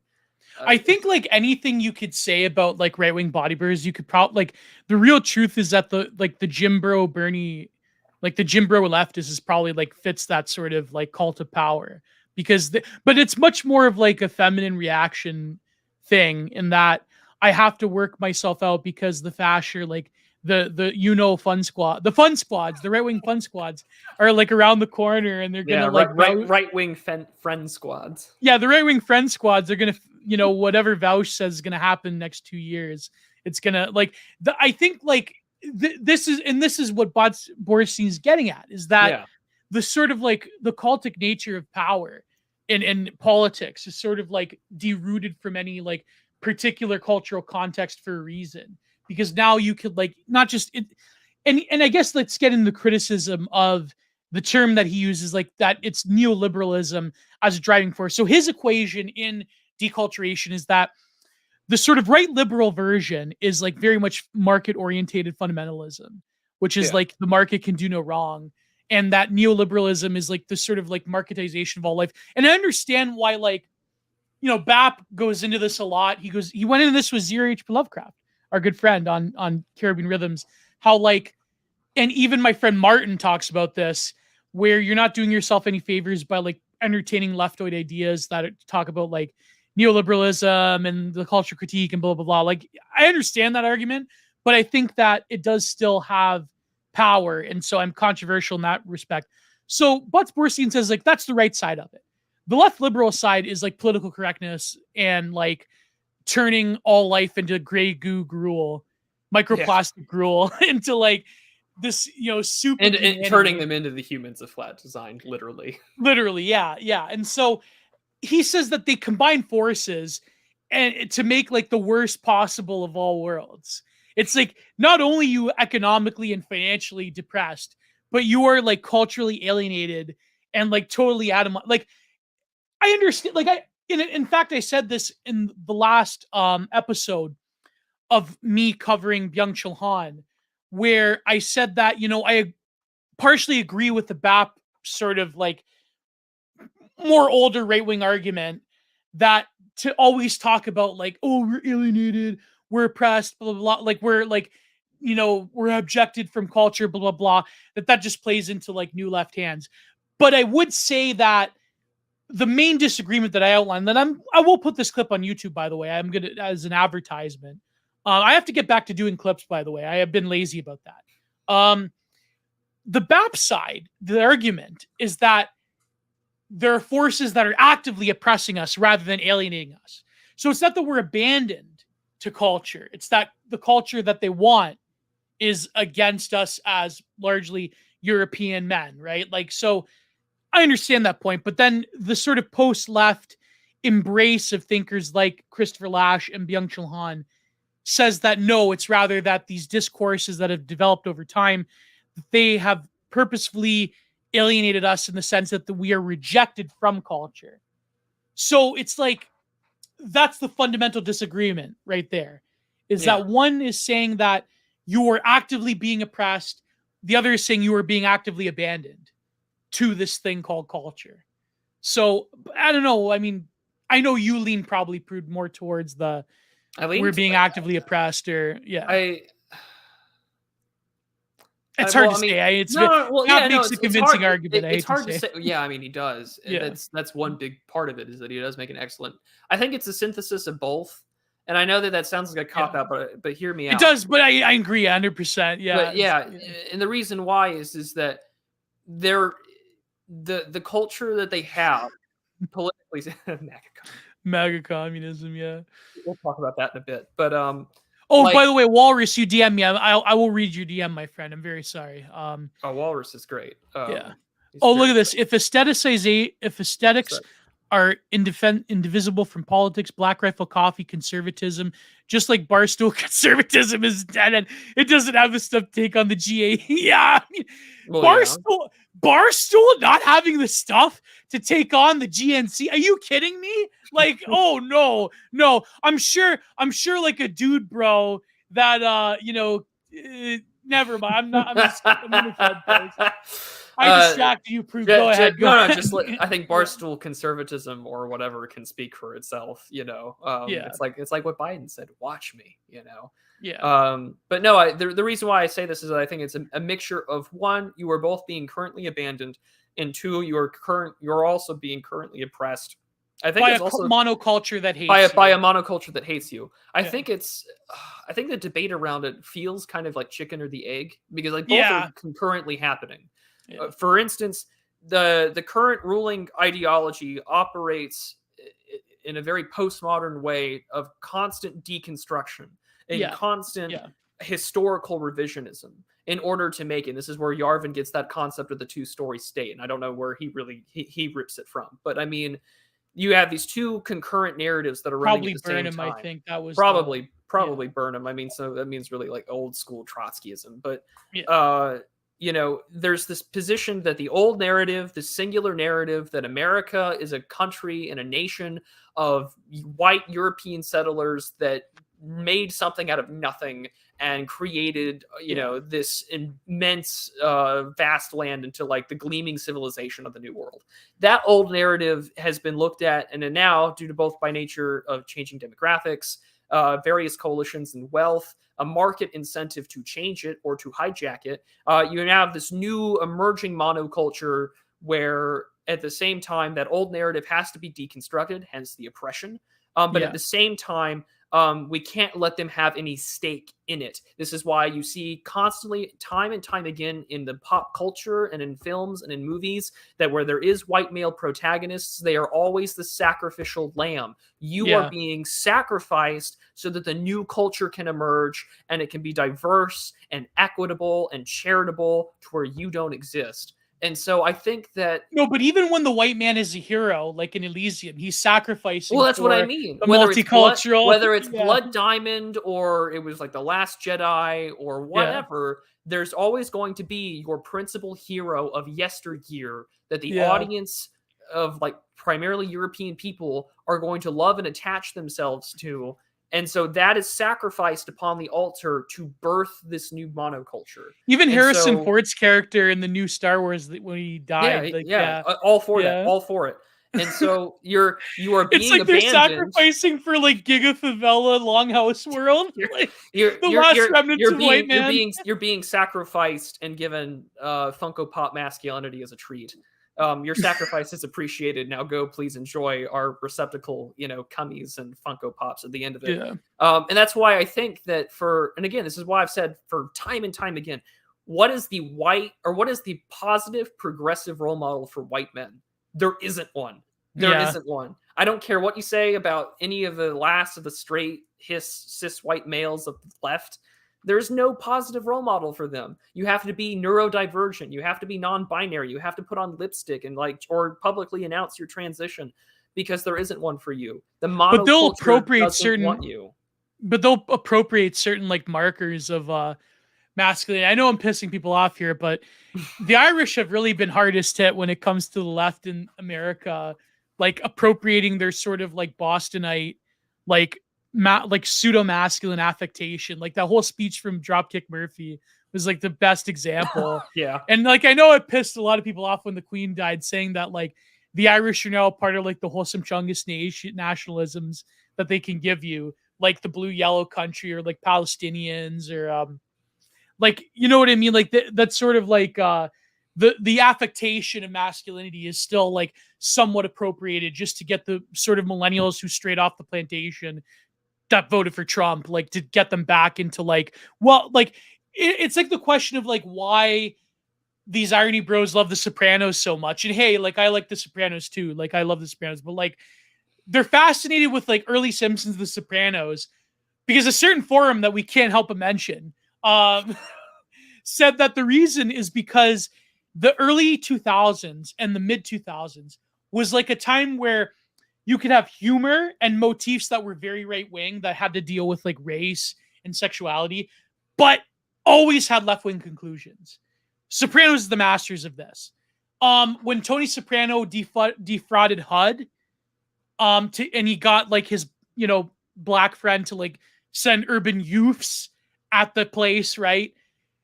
And even though a corrupt tribal member politician was involved, the conclusion is always that they're exploiting the poor, like the poor migrant or black population that needs more money for the programs. Like it wasn't that you had like, ethno-narcissism willing to exploit that situation. No, it's like that. It's like the conservative or like explicitly right-wing motif, but with the left-wing conclusion. So it's like someone said this in the reply to my tweet. It was on Forrest Symbols, who I will have content minded one day. Like he asked us, like, why do they love The Sopranos so much? And I said, like, it's because it's like conservative prop left-wing conclusion, right? Follows from the what's that formal logic? Proposition follows the conclusion, follows the proposition, right? Yeah. And so someone replied to my tweet. I don't know if he got banned for it. Back in like the day in 2008, you could say the gamer word and still vote for, but of course he said the full hard R. You could say the hard R, but still vote for Obama. That is the essence of the something awful irony, bro. Like that, they all, and the something awful, they all were posting hard R's, but they voted for Obama. So it's like, like they want, that's their paradise. That is the Chapo Trapos paradise, is 2007. Okay. Like you want your Modern Warfare 2 lobby, but you're, yeah, but you're trans, whatever is, yeah. Yeah. I guess in your line of work, you got a lot of gays, trans whatevers. I love that line from Tony Soprano. But you know what's funny? I thought about tweeting about this, where I said that I love Sopranos references and I love early Simpsons references and posting reaction images.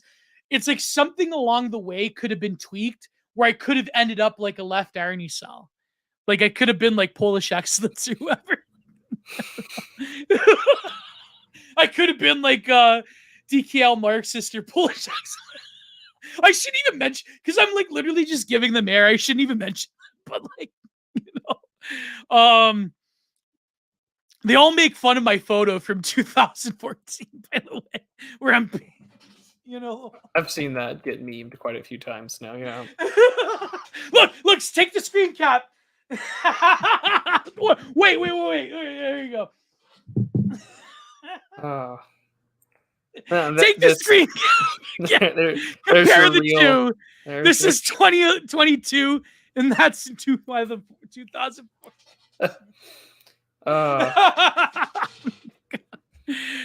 move on.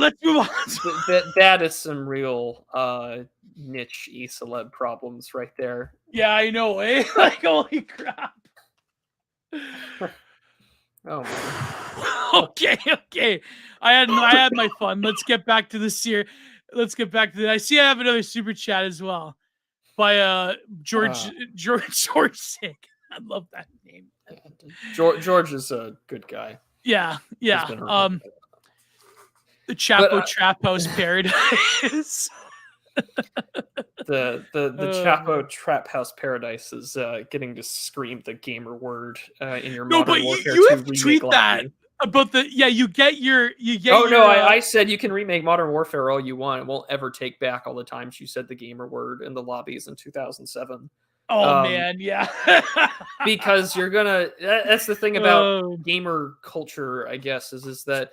And this is your perfect example of Gamergate before and after is that I can distinctly remember 2007 in Halo 3 and Modern Warfare 2 lobbies of just people slurring and screaming and all that sorts of stuff. Oh yeah. Or Modern Warfare came out. The little kids yelling. The little kids yelling and everyone telling that squeaker to shut the hell up and all that jazz.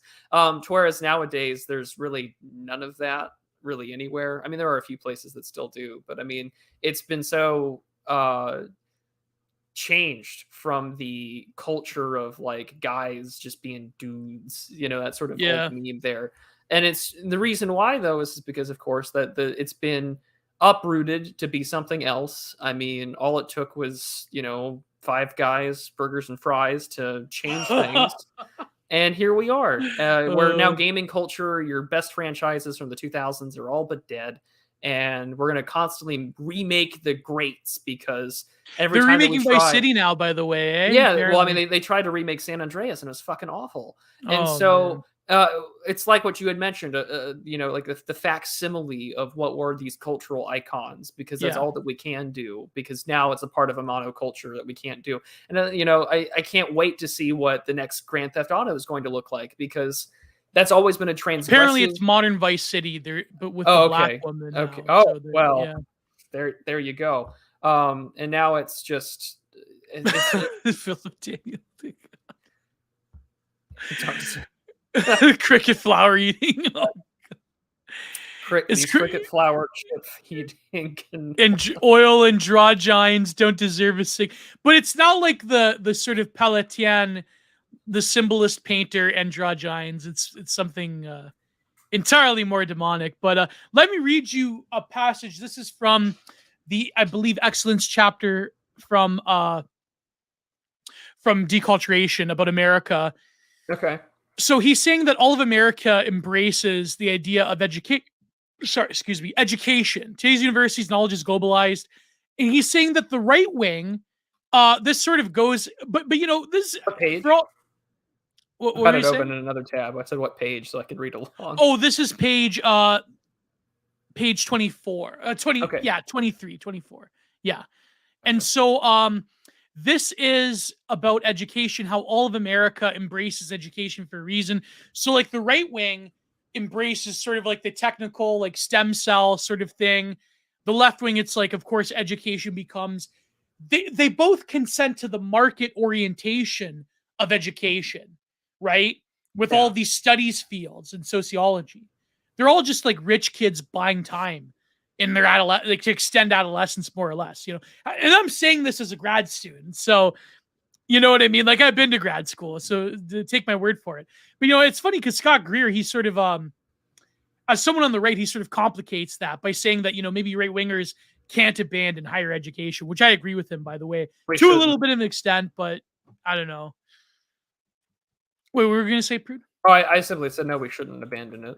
Yeah. You were talking about this with Patrick Casey last night. So, yeah. We were just simply saying, like, you really can't have everyone abandon it. Like, you need to make yourself useful. And if that requires higher education, then you should do it. But even like stuff that is like entirely mercenary, like being a lawyer, like he brought up a good point about he's saying like to be a lawyer even is not enough. Like I know, for example, here in Canada, you know how for Indigenous people education is free. So what do? They just send them to law school when they after university to like work out land claims. I'm sure they do that in America as well. Probably the tribal councils, right? Well, yeah, we have the Bureau of Indian Affairs and all that stuff. Yeah. Yeah. You still call it Indian Affairs? Last I checked, the name hasn't changed. God bless America. That's like totally like again. It's literally illegal in Canada. If like some government person to be a complete Anglo chauvinist for 1 minute, and I'm definitely going to get in trouble for saying this.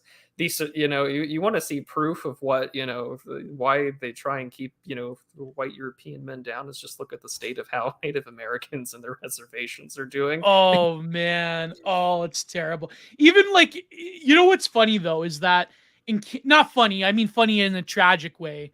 In Canada, you have reservations that are technically quite rich that still live like third world countries. I wonder what corruption's happening there. But of course, you know, the first thing I hate to bring this up before I read this quote. The absolute first thing that Trudeau did when he got elected, and I think 2015, was getting rid of Stephen Harper's Accountability Act when it came to the funding of reservations. I wonder why. I wonder if that was buying votes or not from certain tribal chiefs. Or I wonder if it made it easier to just make up bullshit claims about schools. Yeah. That is another thing. But also, it's to buy votes from these tribal councils. That a lot of these, and here's the thing: a lot of Indigenous people in Canada, they're not happy with Justin Trudeau's performance. Put it that way. He gave them a bone with the residential school thing, but when it comes to like, I know I sound like a post-leftist. When it comes to the material conditions of Indigenous when it comes to the material conditions of Indigenous people in Canada, not doing too good. So this is a quote. This is American society's contractual community and the establishment of American culture could not be seen as the end of education. As a result, the only value permitted becomes a neoliberal notion of excellence. To be excellent means to be efficient, but it is left open what concrete values this efficiency is supposed to establish. In America Writes Readings, the idea of the nation is always already an abstraction, and excellence can thus most easily gain ground. Christopher Lasch describes the liberal break with parochial ethical traditions as Americanization, explaining that the excellence culture of corporate capitalism has, quote, replaced character building with permissiveness, the cure of souls with the cure of the psyche, blind justice with therapeutic justice, philosophy with social science, personal authority with an equal irrational authority of professional excellence and experts. This phenomenon is not limited to America, but according to Brian Turner, quote, the tension between universalism and nationalism was always present at the university, made the university a creator of national language and culture, has been vitiated by the globalization of knowledge and the university. So now the university itself, which was at the founding of American life, instantiating American culture, becomes universalized. But what Christopher Lasch says, like, think of it this way. No longer is it informing the soul, it's the psyche, you know, sort of the psychotherapeutic state. No longer is it about, national instantiation of national values. Now it's sort of like this globalized thing. So, but I find it funny because even right-wing discourse and the extent of like conservative boomers mimic this, where it's like, you know, no longer we fighting for the unique instantiation of cultural knowledge. Now it's like, just go to a STEM field that is by definition post-national in the sense that it's like this hyper-logical, like universalized knowledge base.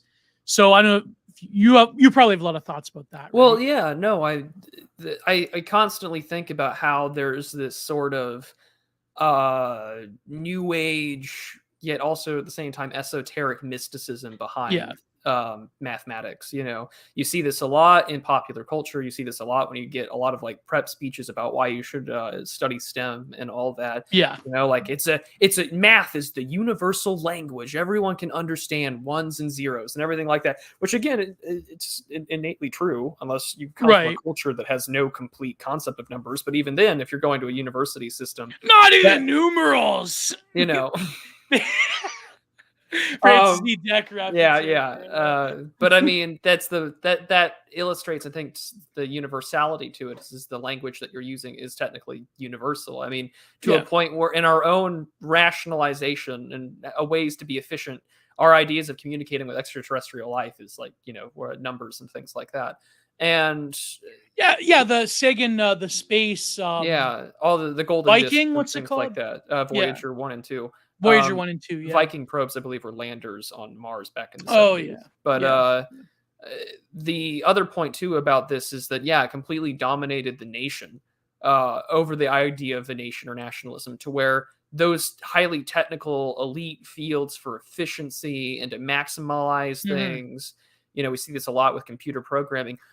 All of like programming and computer science now is an era where there's no idea of a U.S. tech worker. They have to have their own specific advocacy groups to lobby Congress, because H-1B visas can totally dominate the system. I mean, we're watching, and for the completely deculturated and deracinated people from the idea of the nation, they're getting screwed over, because almost every tech CEO in America now is some Indian guy that will ensure that more Indians get hired, and will continuously lobby and pressure them to ensure that the H-1B visas keep rolling. And the other thing, though, and this is where I think like conserva boomers kind of get it, is this sort of Christopher Lasch point, is that, well, if you send your kids to universities, they're gonna turn into liberals, and they're gonna, just. And I mean, and that's where you get the whole bits about university turned my son gay. He comes back and he says his name is, Ellen or something. What the fuck is this? And it's just like, he's got a half ponytail. He crops on the side. Oh, that's a side shaven head, and he says he doesn't have a dick anymore. Just like angry. It would be great if you were like 55, like 56 years old. You'd have. I'm going to turn into a beautiful boomer. That's the last of the American boomers. Like the last American boomer will be me on my. You and your trad wife will still be wearing those like school. You bet your ass I'm gonna be wearing fucking denim overalls over like a collared shirt. With the pockets in the front. That there you go. God, if she's listening to this right now, but kind of fucking boomers and back in my day, when I got an education, not everyone was fucking gay. Just like oh my god. I'm gonna. There's an act that I'm gonna definitely keep going with, but back in my day, a guy could go to university and he didn't have to dilate for the rest of his life. I'll tell you fucking what. But we've broke. We've never getting monetized. Oh shit! We're past. We're an hour and 40 minutes in. I think we're okay. But I think that's a very valid point, though, because even today, like a traditional American conception, only very recently has the racial consciousness like come back into the forefront, because until then, anyone could be an American, anyone could do that, but it was all oriented around assimilation. The melting pot obviously isn't a melting pot. It's a mixed salad where nothing is actually the same. And that's a point to make there. Like, well, everyone can contribute to it. That's why we have this. And it's funny that they say like, that Borstein would say that this is like a right conception of market orientation. Like, yes, to some extent. Well, he's boomer posting there. You got to give him. Again, it's sort of that new left stuff. But I mean, it's the position though is that to quote a certain well-known boomer himself, Carl Benjamin, fuck the GDP, is a position a lot more people are taking, because again, that sort of, dare I say, neoliberal market-oriented conception has only added to the complete deculturization and the complete deracination of anyone's understanding of what America is, because, well, we need more immigrants because my GDP, or we have to compete with China, or, we have to be like Matt Iglesias and turn New York City into an ashtray where 7 billion people can live there. All of this is just absolutely depressing. No, but it's going to be like the John Winthrop tweet, where you can fit all of humanity in America, just crush them down into salt cubes and put them in huge silos. That will be America. The American landscape will have just silos of salt people. On the original series Star Trek, where the one guy had like a ray gun where it could dehydrate you. Yeah. And so it turns the whole body into like just a cube of salt. It'll be like that. So God bless John Winthrop. I hope he comes back. I know the Amarnites really worship him. He was a great mutual, great friend. But the point I think that really runs throughout the whole book, even though sorry, I'm reading chat now. I'm trying not to fucking lose it. Thanks, nice grandpa. Universal Paperclips is the ultimate American. Oh man, that's terrible. Back in my day, been having a card trouble. That's Michael. That is a good one, man. That's a good. I gotta admit, that's a good one. I won't read that one out for. Folks that this gets on. Back in my day, but ain't no good. Liberal.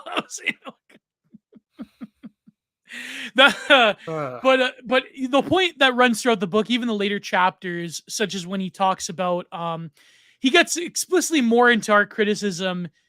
Like he kind of boomers posts, he's like, can liberalism be saved? Then he goes again, the narcissistic culture of quantification.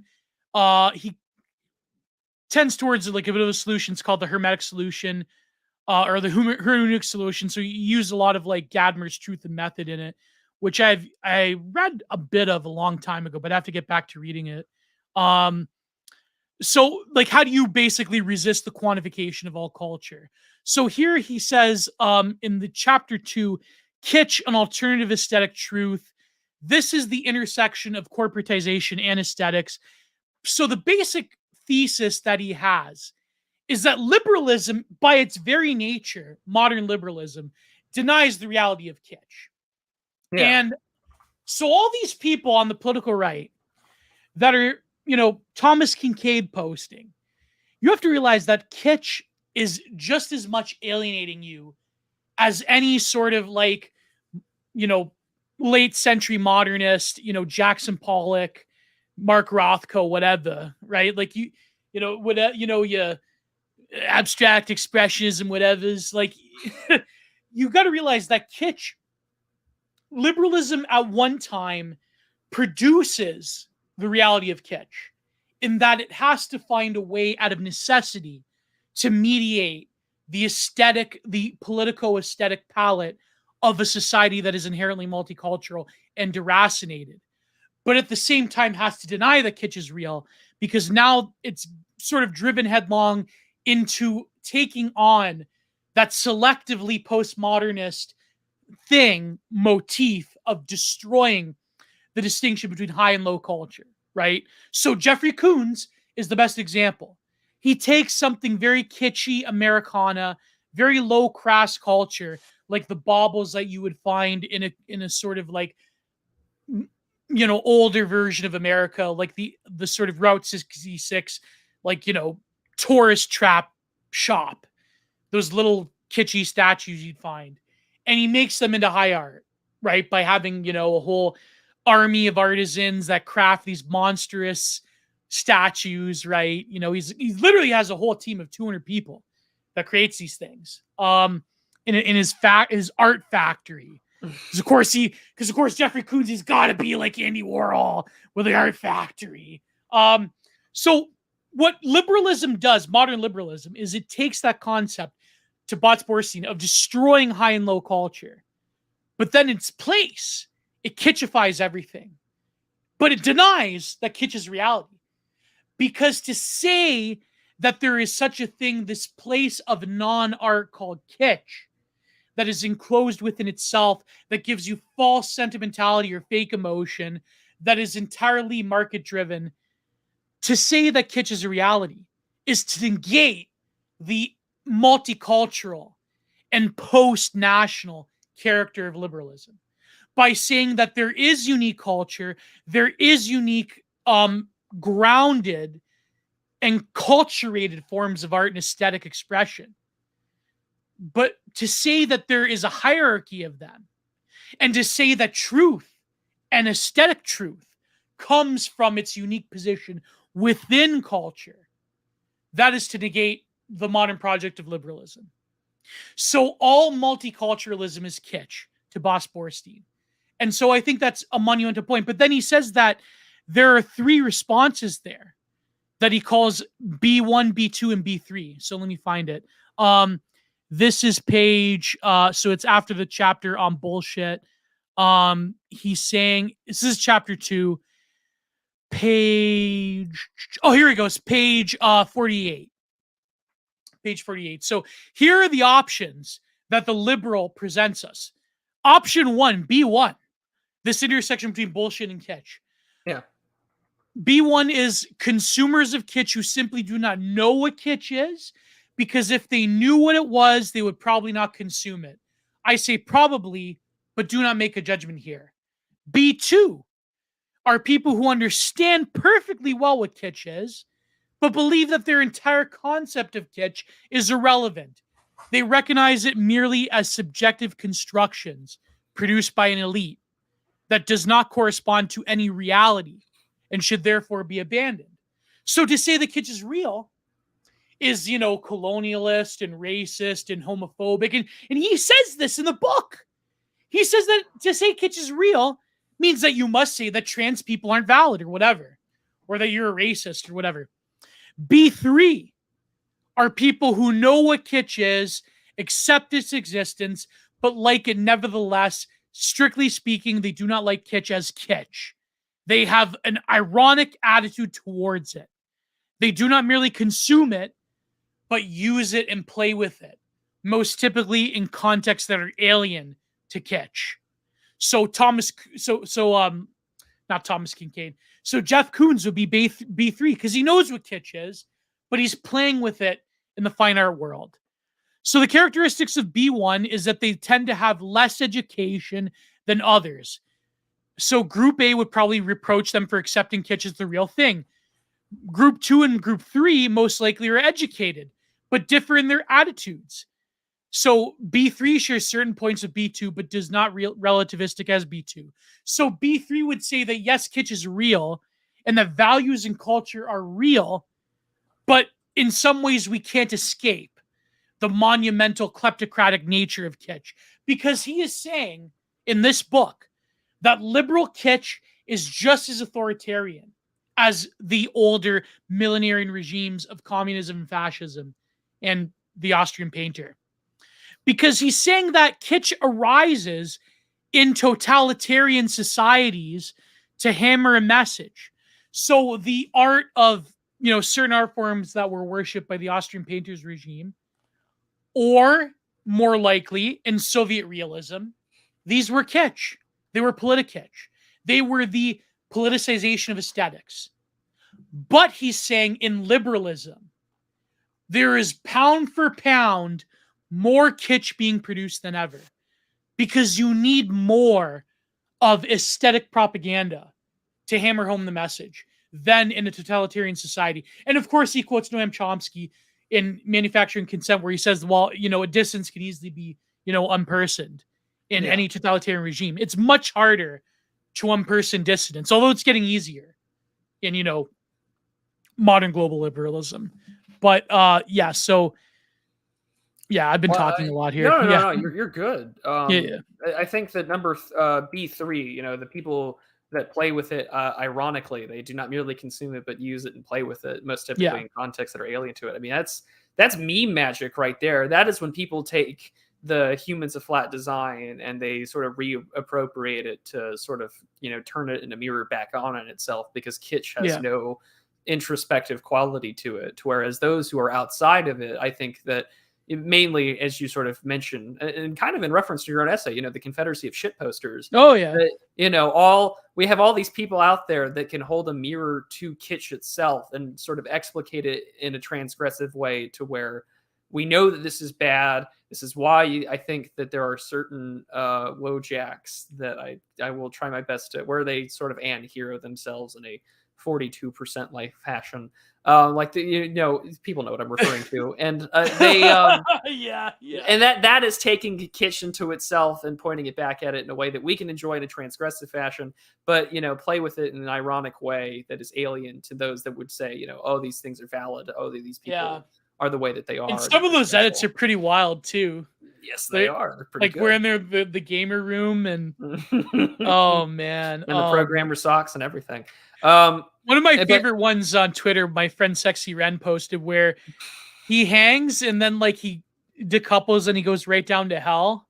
Where it's you see all the screaming. Never mind. I know, I've seen that one though. It's funny how you say that on the political right, the sort of response to liberal kitsch is right-wing meme culture, which in itself has the hallmarks of creating a facsimile of reality, which in itself can be kitsch to that's the point though, that I think there's a corollary to it, because there is right-wing kitsch in our own meme culture, I think, to some extent, where people would want to put the little pee-poo in the Thomas Kincaid painting or whatever. We have our own. There's definitely, for sure. But then the other thing I was going to say was gun cult, gun bro stuff we were mentioning could be. That's another great example, I think, of just conserva boomer right-wing kitsch. Oh yeah, I got my guns and freedom, and but that also gets parodied with those boomer skull skeleton posters. The Punisher, Punisher, the Punisher Harley Davidson Ed Hardy aesthetic. You're not a real patriot unless you're willing to die for gay sex in Ukraine or whatever. You see all sorts of the best one I saw was the one Landshark saw, where it was a patch with the Punisher symbol. It said "Let's fuck Brandon." I wanted to write a whole essay on that. About sexual humiliation. And for some reason, boomers, both boomer libs and boomer conservatives, both have very perverted, sexually driven humor on Facebook. If you're a boomer lib, you're posting Trump and Putin, in bed together. If you're a boomer con, it's I don't know, some kind that. Let's fuck Brandon. But I mean, let's not kid ourselves. Today's right is by no means an exception. All the popular memes of trying to find photos of Michelle Obama pregnant, or the renewed emphasis of how we treat the other as these self-sodomizing, self-aggrandizing people. And then the other thing I was going to say was B2 people who understand perfectly about kitsch. Is there a photo of Michelle Obama pregnant? That's the ultimate. I've never seen. Apparently, one of her daughters was conceived through IVF. I don't know. It's an interesting rabbit hole that you might want to maybe research on your own time. yeah. No, I'm seeing the picture of her and Michelle when they're younger, and the daughter's a little girl in the cart, but I'm not seeing. I guess she looks kind of pregnant in this photo. Never mind. I can't believe I've sent you down. I've sent you down this path. I'm so sorry, but I mean the concept of just the perverted old man, I think, is just evergreen in politics. And the other thing though, and what you said, the B2 crowd, right? We recognize, I think there's a fourth crowd. I mean, shit posters is kind of in B3, but I would say B4 is people who understand perfectly well what kitsch is and believe that the entire concept of kitsch is a part of our current political problems. Yeah. And we recognize it not just as a subjective as a non-subjective construction, because, subjective because it's produced by an elite, but it does correspond to the reality of those at the top. Because what is the thing about the left-wing kitsch, or that, ever so memed on agrarian future, solar Chobani punk, solar commercial. Yeah, punk. solar punk thing that they love. Yeah, not a white man in sight. Not a white man in sight, but we're gonna have our. It was like Cesar Chavez futurism or whatever. Like all these gauche representations of what look like Hispanic or South American individuals, still picking crops, but they've got their cool futuristic net zero hovercraft or whatever that helps them pick things. And was it a Chobani commercial? It was Chobani. Yeah, Chobani. Yeah, that's sad, man. Chobani's actually pretty good. But it's like that. I remember when that came out, like everyone was spoofing on it, the solar punk commercial, like how unrealistic it is, but also like the fact that I think it was like it may have been the best response was by Nightmare Vision, where he said like what like world G-word-eyed had to happen for this to become real. Like well, but I mean, isn't it the thing though about kitsch, especially like neoliberal kitsch or just liberal kitsch in general, is that it allows you to fantasize about a world that then in order to achieve that world, right? Like Nightmare Vision says, well, how many people would have had to have been, how many millions must have gone in order for that to take place? And it allows liberals do the true millions must die crowd. I hate to they say are. It's one of those, again, it's one of those more where the woke are more correct than the mainstream. Covey Fanon ever so perfect tweets where it's just like everyone wants to their ideal unreality vision is permanently unreality because like the liberals are like, oh, I would love to live in this like Chobani solar punk world and I'd do anything to do it. And it's just like, yeah, that would require basically democide, but that's why they'll never be happy, at least for people not at the top. That's why, again, it's a mystery cult of power for the few, and the rest are clinging on to kitschy, dysgenic fantasies, telling them that they have some semblance of power, some semblance of being good. And it all leads into advertisements about, or web comics about people saying, no, I'm going to have my tubes tied. My bloodline ends with me. And it's just like, that is kitsch for your lumpen proletariat masses. That is kitsch for your bio-Leninist foot soldiers. It is not for the people like Jeff Bezos. It's not for Jerome Powell or whatever, or any of the other big cultural leaders. It's not the Klaus Schwabs of the world.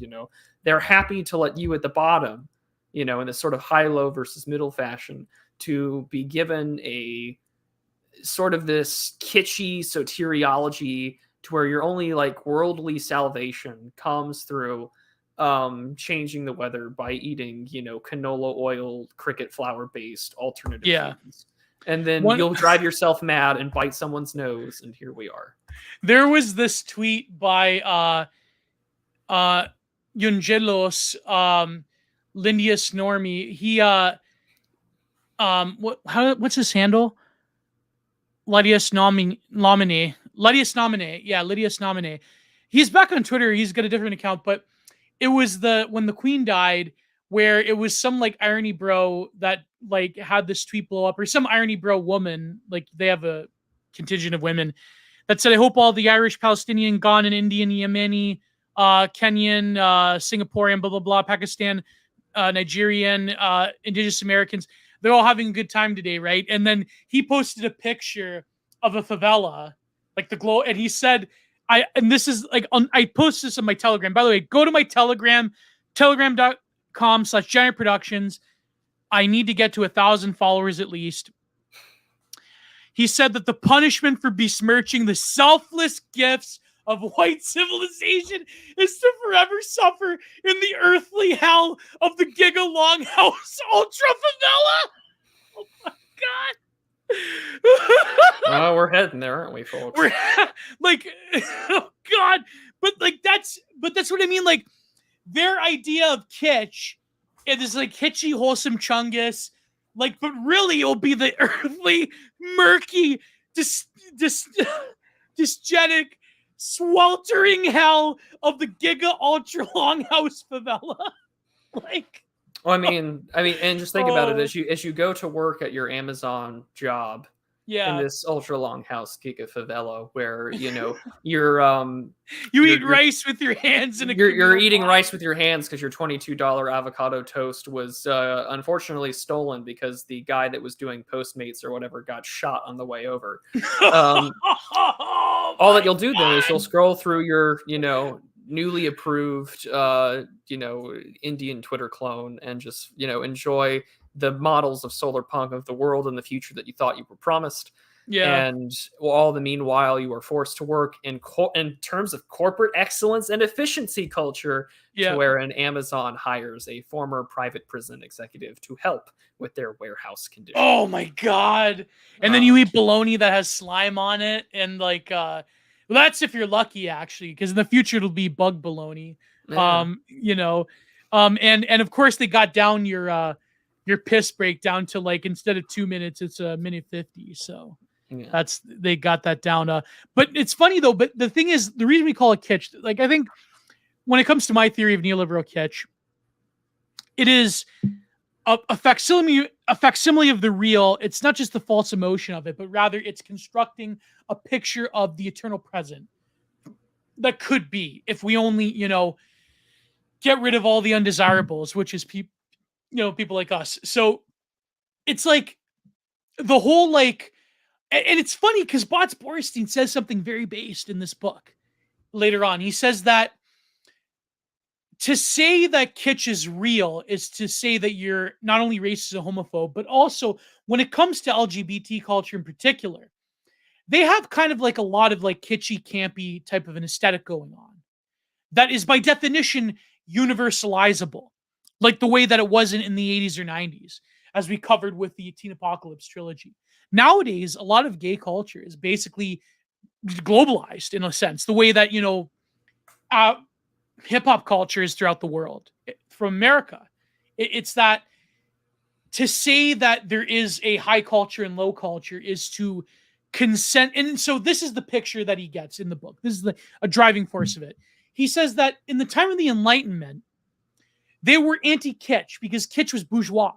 Kitsch was of the aristocracy. Kitsch was, I hope Paul Talk is listening to this, kitsch is the Rococo painting. You know what I mean? But he said that something's flipped. He's saying that kitsch now is the Enlightenment, even though historically, to the eyes of the aristocracy back in, let's say Bourbon France, Rococo was very progressive.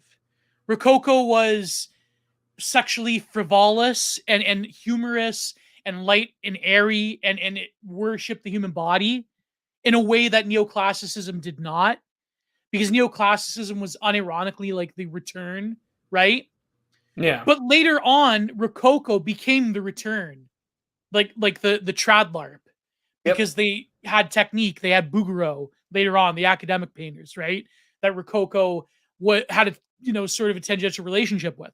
But then what happened was Enlightenment flipped. Enlightenment became what Adorno described. It became instrumental reason, but also kitsch, because kitsch became universalizable. Kitsch became the destruction of the older high-low culture that was very like reactionary and right-wing, right? So kitsch now becomes equated with Enlightenment.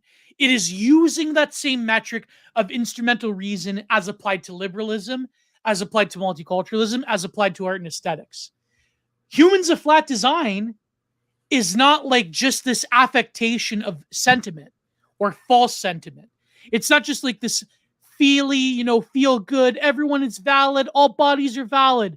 That comes out of the driving force of instrumental reason, because now what is the key to a highly managerialized society? It is to turn everyone into gray goo that are very easy to control and manipulate, that don't have those cultural signifiers to get in the way with, to clash with the other. It is the destruction of the Schmittian friend-enemy distinction in the realm of art and aesthetics, which a lot of reactionaries hate to say it.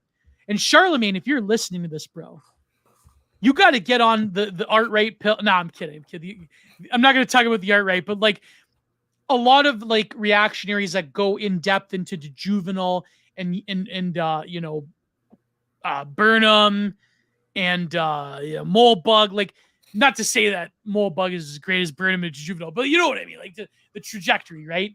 They ignore the aesthetic relation between that sort of ultra like instrumentalization of all life and art, the sort of art that gets produced, the illustration. The illustration world is the first victim of this, because illustration is delivered into the hands of the global regime, at least in my opinion.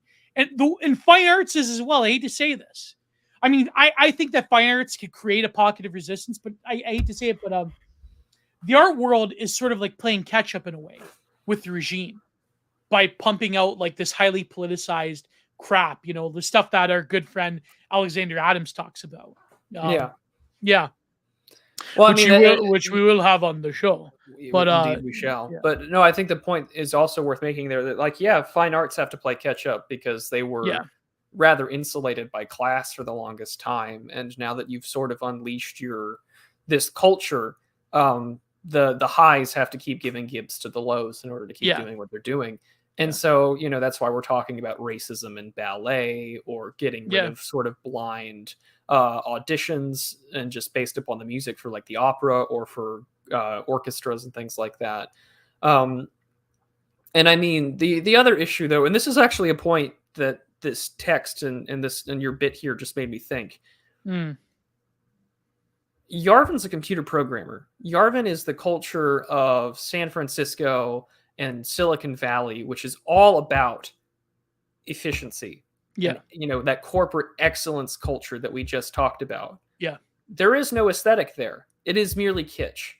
And this is why I'm kind of glad that a lot of people are kind of avoiding that dime square sort of piece and discussion, because what are you going to generate? And this isn't to insult people or anything like that, but you are going to make kitsch in your own way of trying to be defiantly countercultural or transgressive against the regime. And that's when you start adopting these politics because, it's transgressive. And it's like, no, all that you're doing to call M. Crumps a T-word chaser. Like, that's, and all that you're doing at that point is to do some IRL trolling and, I'm going to engage in these politics because I find it transgressive and kinky. And all that you produce then is more kitsch that devolves any sense of seriousness to what can be an effective counterculture. Because, the models of culture in the past, of course, were primarily patron-based. And so if everything is about efficiency, everything is about this culture that doesn't traditionally view things as a aesthetic, what will be produced becomes very questionable. And I don't know, I'm thinking out loud. It's just I think there's something there that I'm going to have to keep pulling that thread on. And there's just this text has now made me think even more. And I just want to pull at it. I just think that has something to do with it, because a culture that is oriented around the universalization of ones and zeros in silicon is going to have a really hard time getting themselves out of a mindset and an ethic and an aesthetic that is antithetical to what we would be traditionally referred to as something that's not kitsch. Yeah, and let me set this up. This quote I wanted to read from ahead of the book. It's three anti-liberals: Burkhardt, Evola, and Meinecht. I think that's how you pronounce it, Meinecht. So in the book, he says that very similar to Byung-Chul Han, in that Botz-Borstein says that liberalism gives you freedom, right? Because kitsch is freedom. Because you can do whatever you want now. You could be like as wholesome chungus-y as you want. You could like love Bob Ross videos and Marvel movies now. It's kitsch. It's good. It's amazing. So he says that the reaction to it, like Chulhan, is that freedom is provided to you in this highly managerial, instrumental reason type of fashion. It's the algorithm will give you freedom. The Google search mechanism will give you freedom. Like that's, freedom for maybe thinking for yourself. Exactly. Right. And it's funny because I remember, I believe it was Apocalyptic Abyss on Twitter, or was it Nucleatorness. One of the Amarnites posted the clip. No, it was Unconscious Abyss. It was Unconscious Abyss. I retweeted it. Posted this clip from the, I believe, mid-90s, where an executive that worked at Microsoft said that Google, it gives you how many results? Hundreds, right? Thousands, right? He goes, that's a bug in the system to give you that many results. It should give you the right answer every time. Yeah. Think of how scary that is. Think of what Google is doing to manipulate the algorithm. Like I said this in my piece that I'm writing about the Lauren Southern documentary. I said that, if you Google Gamergate, if you Google, what did I say? If you Google the alt-light, like any search terms like that, you'll get like a bunch of articles from pseudo-academics and from like anti-hate groups and whatnot that says like, oh, the radicalization pipeline. That's all you're going to get. If you Google those terms, right?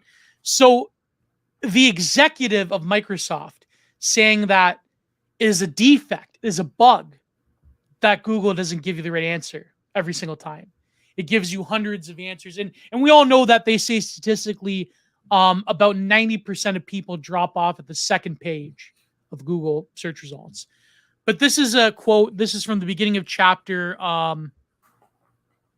Google doesn't even give you that many results. Just like 12 pages of the correct results. Exactly. Yeah. I agree. Subject to change. I'm curious about the academic background of people who watch this video series. I had a STEM background myself, but I didn't think that it represents most of it here. STEM people, you can get a diversity of people. I know a lot of people that make up right-wing Twitter. A lot of them are from engineering backgrounds. So apparently our good friend ZHP made Candy Crush possible. I don't know if that's true. That's just I wouldn't be surprised. I wouldn't be surprised. I wouldn't be surprised. It's funny. What would be ironic? A good chunk of us do come from that. Yeah, like ZHP, God forbid, I do not wish this. I'm not speaking this into the aether. God forbid he does get doxxed one day, and he was on the development team of Candy Crush. And so it's like, if you look at his short story key performance indicators, like it's kind of like the sort of the freemium games operate with like the proto version of that. But that's kind of fascinating. 3 anti-liberalism. So this is chapter 8. So he says that liberalism was the norm around 1900 in Germany and Italy. Fascism destroyed it. Liberalism was a mixture of liberal and nationalist as opposed to communitarian sentiment. Liberalism was strong, but the strength of it looked particularly bad in the eyes of its opponents. So he says now the new forms of resistance to liberalism took many liberalists by surprise. Oh, he even says the term liberalist. So maybe if someone could post the Giga Chad head of Carl Benjamin, the liberalist. So the new form of resistance to liberalism took him by surprise. The new enemies of liberalism were no longer conservatism, but revolutionary movements like fascism. According to German historian Friedrich Menich, fascism was the, quote, deviation from the main line of European development. Fascism speaks about the Volk and the nation. In this sense, fascism imports culture, even though the culture is reduced to nationalism and has mainly a militant function, into a world of liberalism that was increasingly seen as decultured. Fascism and contemporary populist movements, as well as religious extremism, have one thing in common. They react against liberalism and take advantage of a crisis linked to liberalism's paradoxical constellations that have been shown above, that since its inception, so it explained in chapter 6, liberalism they dismantle is sick. It has been shown above this that since its inception, liberalism suffers from an intrinsic conceptual paradox concerning the universalization of liberty. Consequently, anti-liberal counter movements advertise one ideal: the freedom not to be submitted to the freedom of liberalism. They see this as the real freedom, cultured freedom. Some require the freedom to be submitted to traditions. Return! Though liberals perceive the latter as unfree. Oh my God, no. However, to avoid the dictatorship of liberalism, one is ready to submit to the dictatorship of non-liberal governments. Millions must. No, never mind. Never mind. Very often, communitarianism is nothing but self-serving ploy invented by some leaders to justify their authoritarian rule. Anti-liberal communitarians do not realize that they are reproducing a paradoxical constellation similar to the one they're trying to avoid. So he's saying that, unfortunately, a lot of counter Meineke, I don't think that's pronunciation by Monophylemus. He's German, he'd know. Yeah, he would know. Yeah. So he's saying that, unfortunately, even fascism can produce its own form of kitsch, which is anti-liberal, but kitsch nonetheless, but a different form of it. So I wonder, though, we talk about this with the art, right? Do you think that, like you said, you hit the nail on the head. Like, are we not just producing another form of kitsch in a way? Like, it's hard to escape. We're heading into that direction. And I was reading this article from City Journal by Ennis Lyons today that was talking about, can a popular, or can this like rightist, burgeoning rightist counterculture survive or create, new institutions? And that was the question that was being posed at the very end. Is this just like, well, what's going to happen next? And I felt inclined to write a reply, because it was just like, well, most culture, the people become your pod people because you're in charge. If the people that were advocating this bug-free lifestyle, or this meat-free lifestyle, and micro tiny homes and stuff like that, then how many people would be for that? Is the general zeitgeist? Most likely very little. And I would presume that a counterculture is popular, and one, because it's transgressive, but two, because it's meant to stand for something that is an alternative, which makes it innately revolutionary. And in that case, that's why you also get a lot of weird, like, Marxoid types that kind of like come around to these parts, which again, sure. Yet the issue I find is that we're going to produce more kitsch until there is, I think, a more established dissident center. Because right now, what are we doing? Well, you get people that DM us based upon clout or your own merit, and they will ask you to review books, they will ask you to edit, they will ask you to write forewords and blurbs and hope for the best.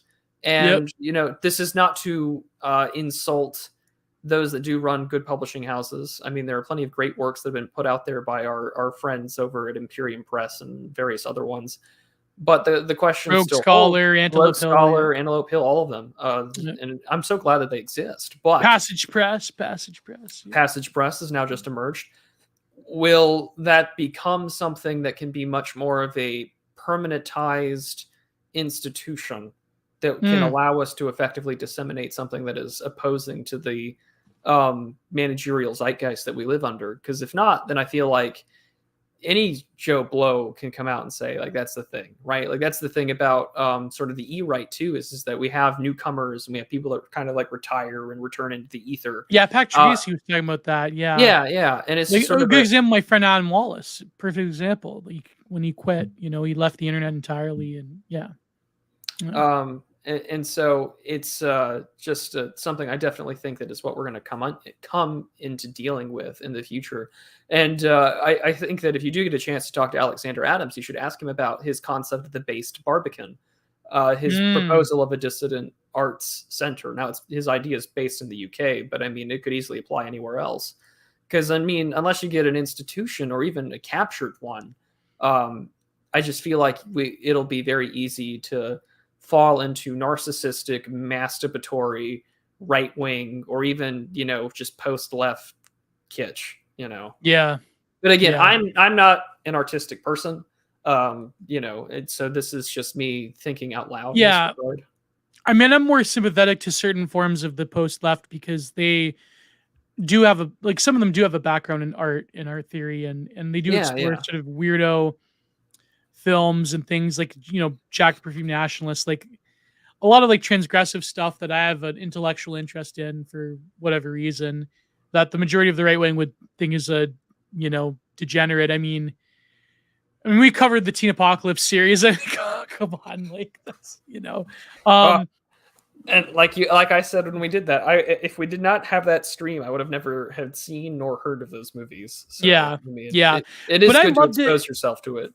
You know what's funny? When I was like last night, like putting in this stream, I remember thinking about when we did that.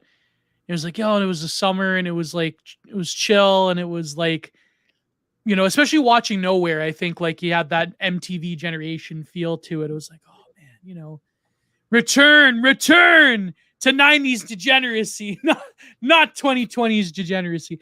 But this is a quote from Byung Chul Han. 1990s degeneracy was pretty was pretty straight. Yeah, it was pretty the halcyon days of degeneracy of excess. Oh my God. Smart Power. So this is from Smart Power, the chapter in Psychopolitics, page 15. Smart power with a liberal-friendly appearance, power that stimulates and seduces, is more compelling than power that imposes, threatens, and decrees. Its signal and seal is the like button. Now, people subjugated themselves to dominance by consuming and communicating, and they click like the whole time. Neoliberalism is the capitalism of like. It is fundamentally different from 19th century capitalism, which operates by means of disciplinary constraints and prohibitions. Smart power reads and appraises our conscious and unconscious thoughts. It places its stock in voluntary self-organization and self-optimization. As such, it has no need to overcome resistance. Mastery of this sort requires no greater expenditure of energy or violence. It simply happens. The capitalism of like should come with a warning label. Protect me from what I want. Whoa! Protect me from what I want. That's amazing. That's an Alice in Chains lyric right there. But I think that neoliberal kitsch operates in this manner. I think that I always remember this quote from Common Filth where he says that is like he was doing a Tumblristas where he said that, oh my God, people that like this world are living in hell. In other words, like people that are uniquely suited to be a phenotype of someone who's uniquely suited to our particular world nowadays, to the present. It's almost like living in hell in the sense of like,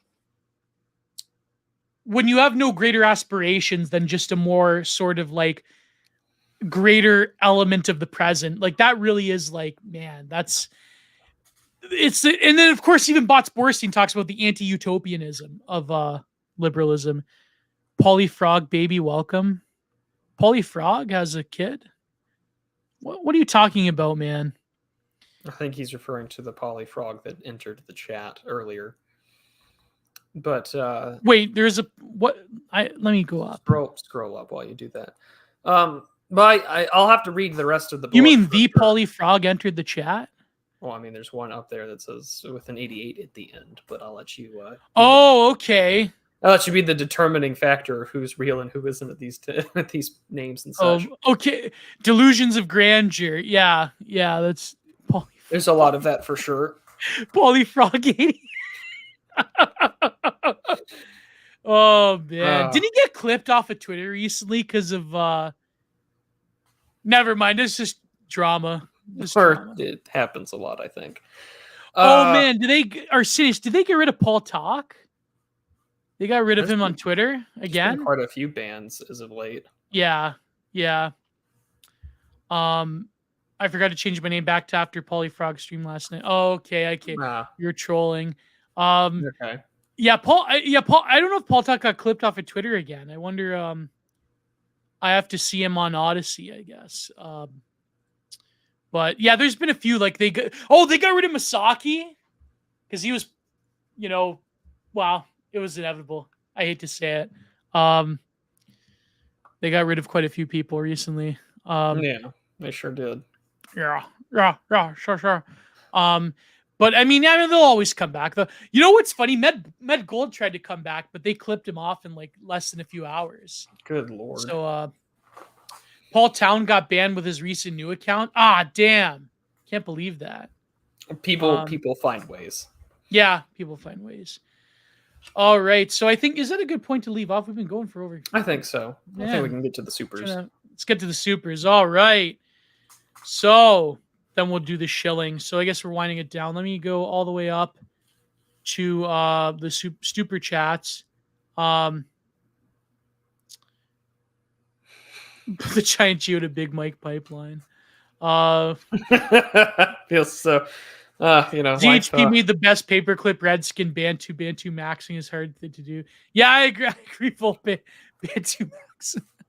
The best was when Bap told that story of where he was with a friend and he like decided to throw his Subway sandwich out, but then a cop found him. He's like, hey, I don't know. I was I had this impulse to act Bantu and started public littering. Acting band. What a term. What a term.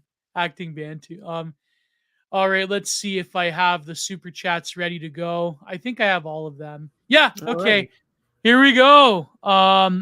For where is it? No Name for $2 Sneed. Thank you, No Name. Thank you. I appreciate it. So I can never pronounce his name.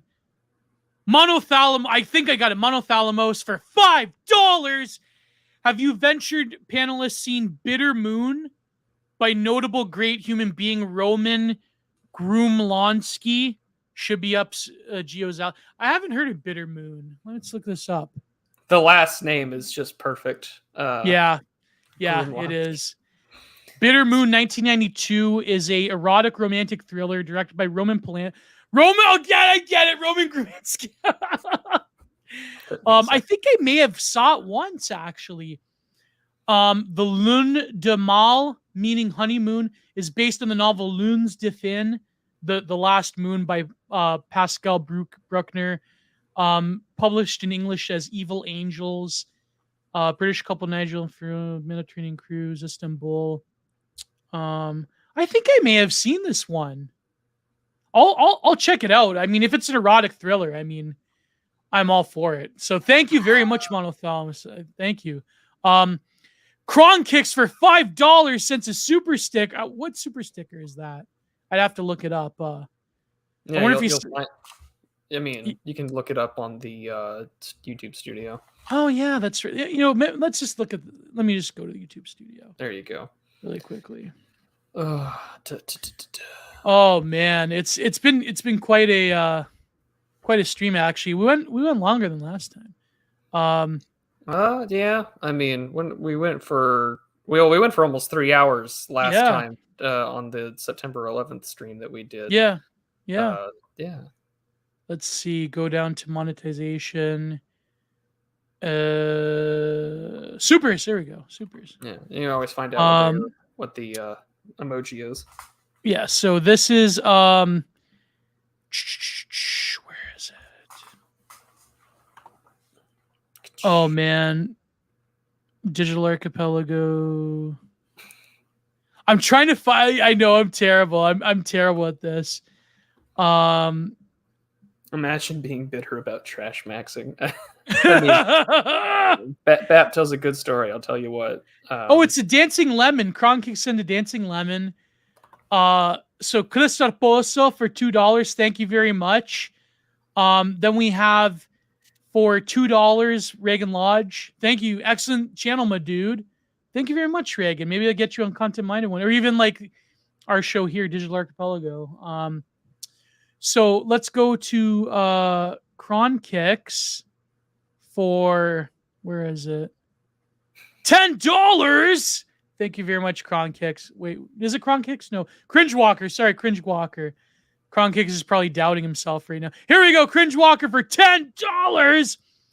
As a Christian, I have no reason to doubt the Kirkishtera war happened. Oh yeah, that's right. That was in the Ramayana. Ravanyana is an absolute Chad warrior. He did nothing wrong by dropping the Pashtun Pastrana on his enemies. Nuclear war is based. Millions must die.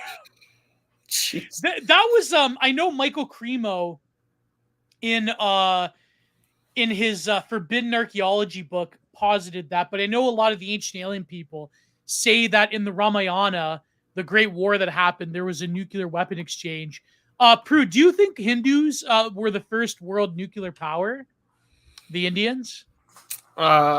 Maybe they're not. Maybe, but I mean, it depends on who decided to do some air bursting over the parts of the Saharan desert and the and what was used in regards to take care of that place. But who knows? I mean, they're not they've only just now rediscovered nuclear weapons, so we'll see how it goes. Yeah. Oh God! You mean with Pakistan? Yeah.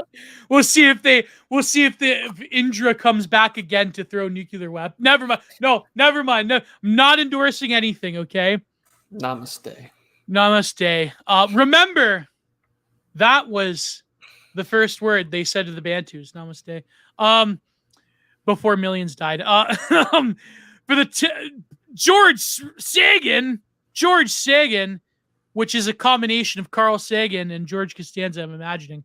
For the tip jar, I'll watch. For the tip jar, I'll watch and replay. Currently hiking in NC. Is that North Carolina? Yes.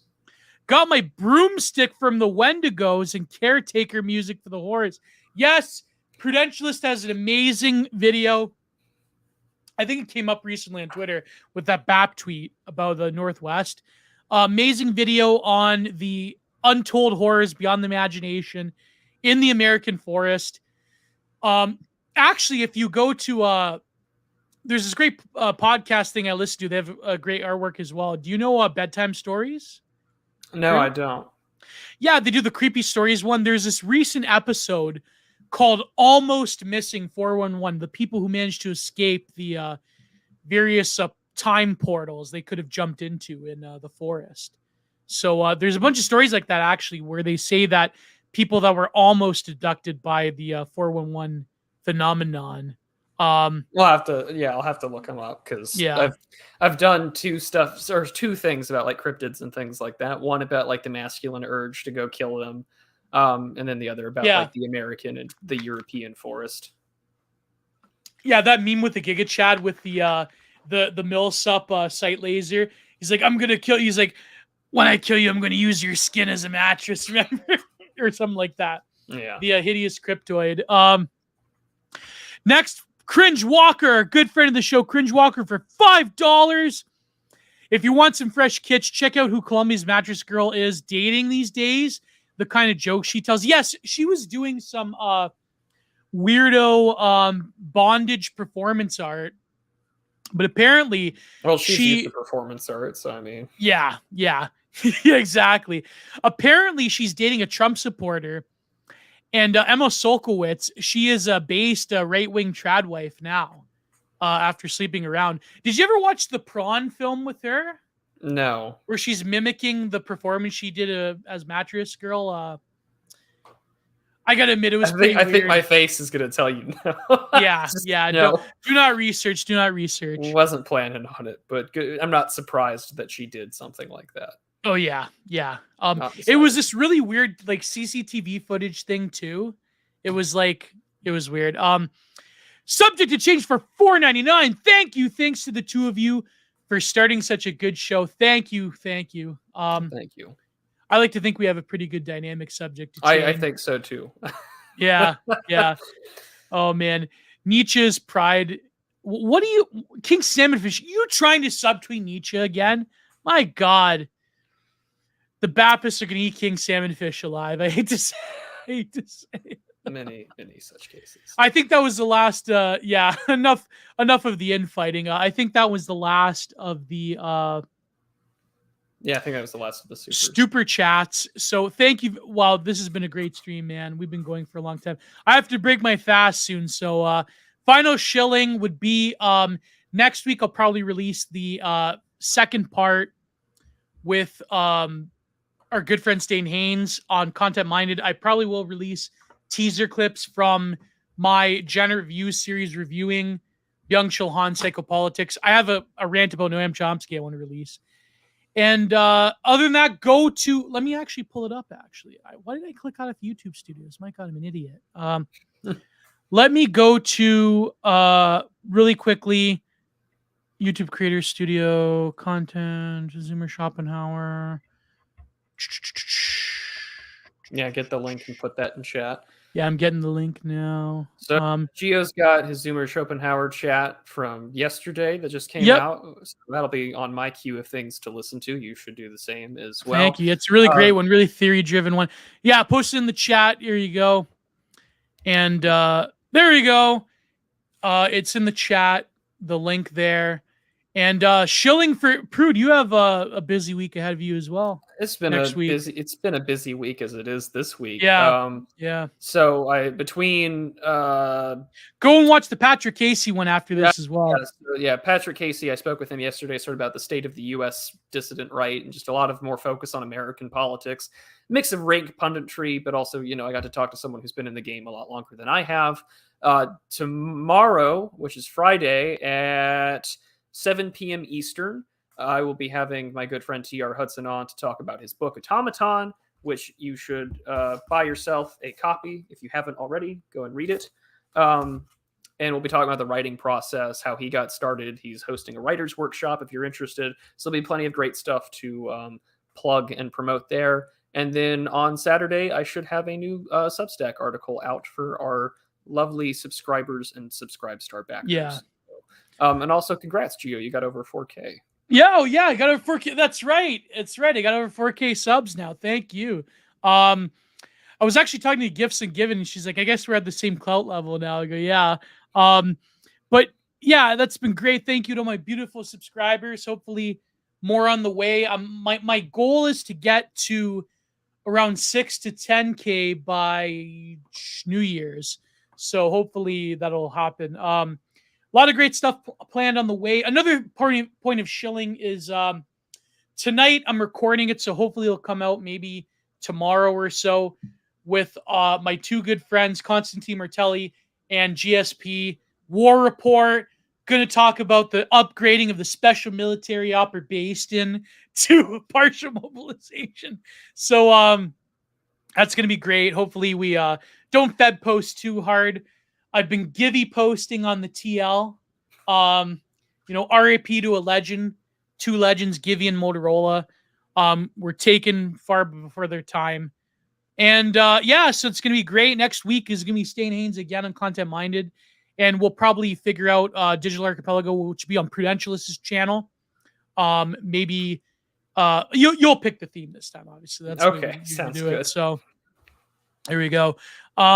Thank you so much. I don't know if I have any more super chats. This is your chance to get them in. Also, Nudge has a good question, but it would take another hour here to answer that question. Oh, what's the question? BAP. What is BAP's solution? I like BAP, but what is the solution to things? Oh, yeah. One of these days you should get him on for an interview, Gio, on Content. Oh my God, that'd be a dream come true. I mean, hey, if Starbard could get him on a Twitter space last night, maybe I could pull off the BAP interview. Who knows? There you go, Gio. One last thing by Polyfrog. Verminous important band. God. Primitive root bantoid. Primitive.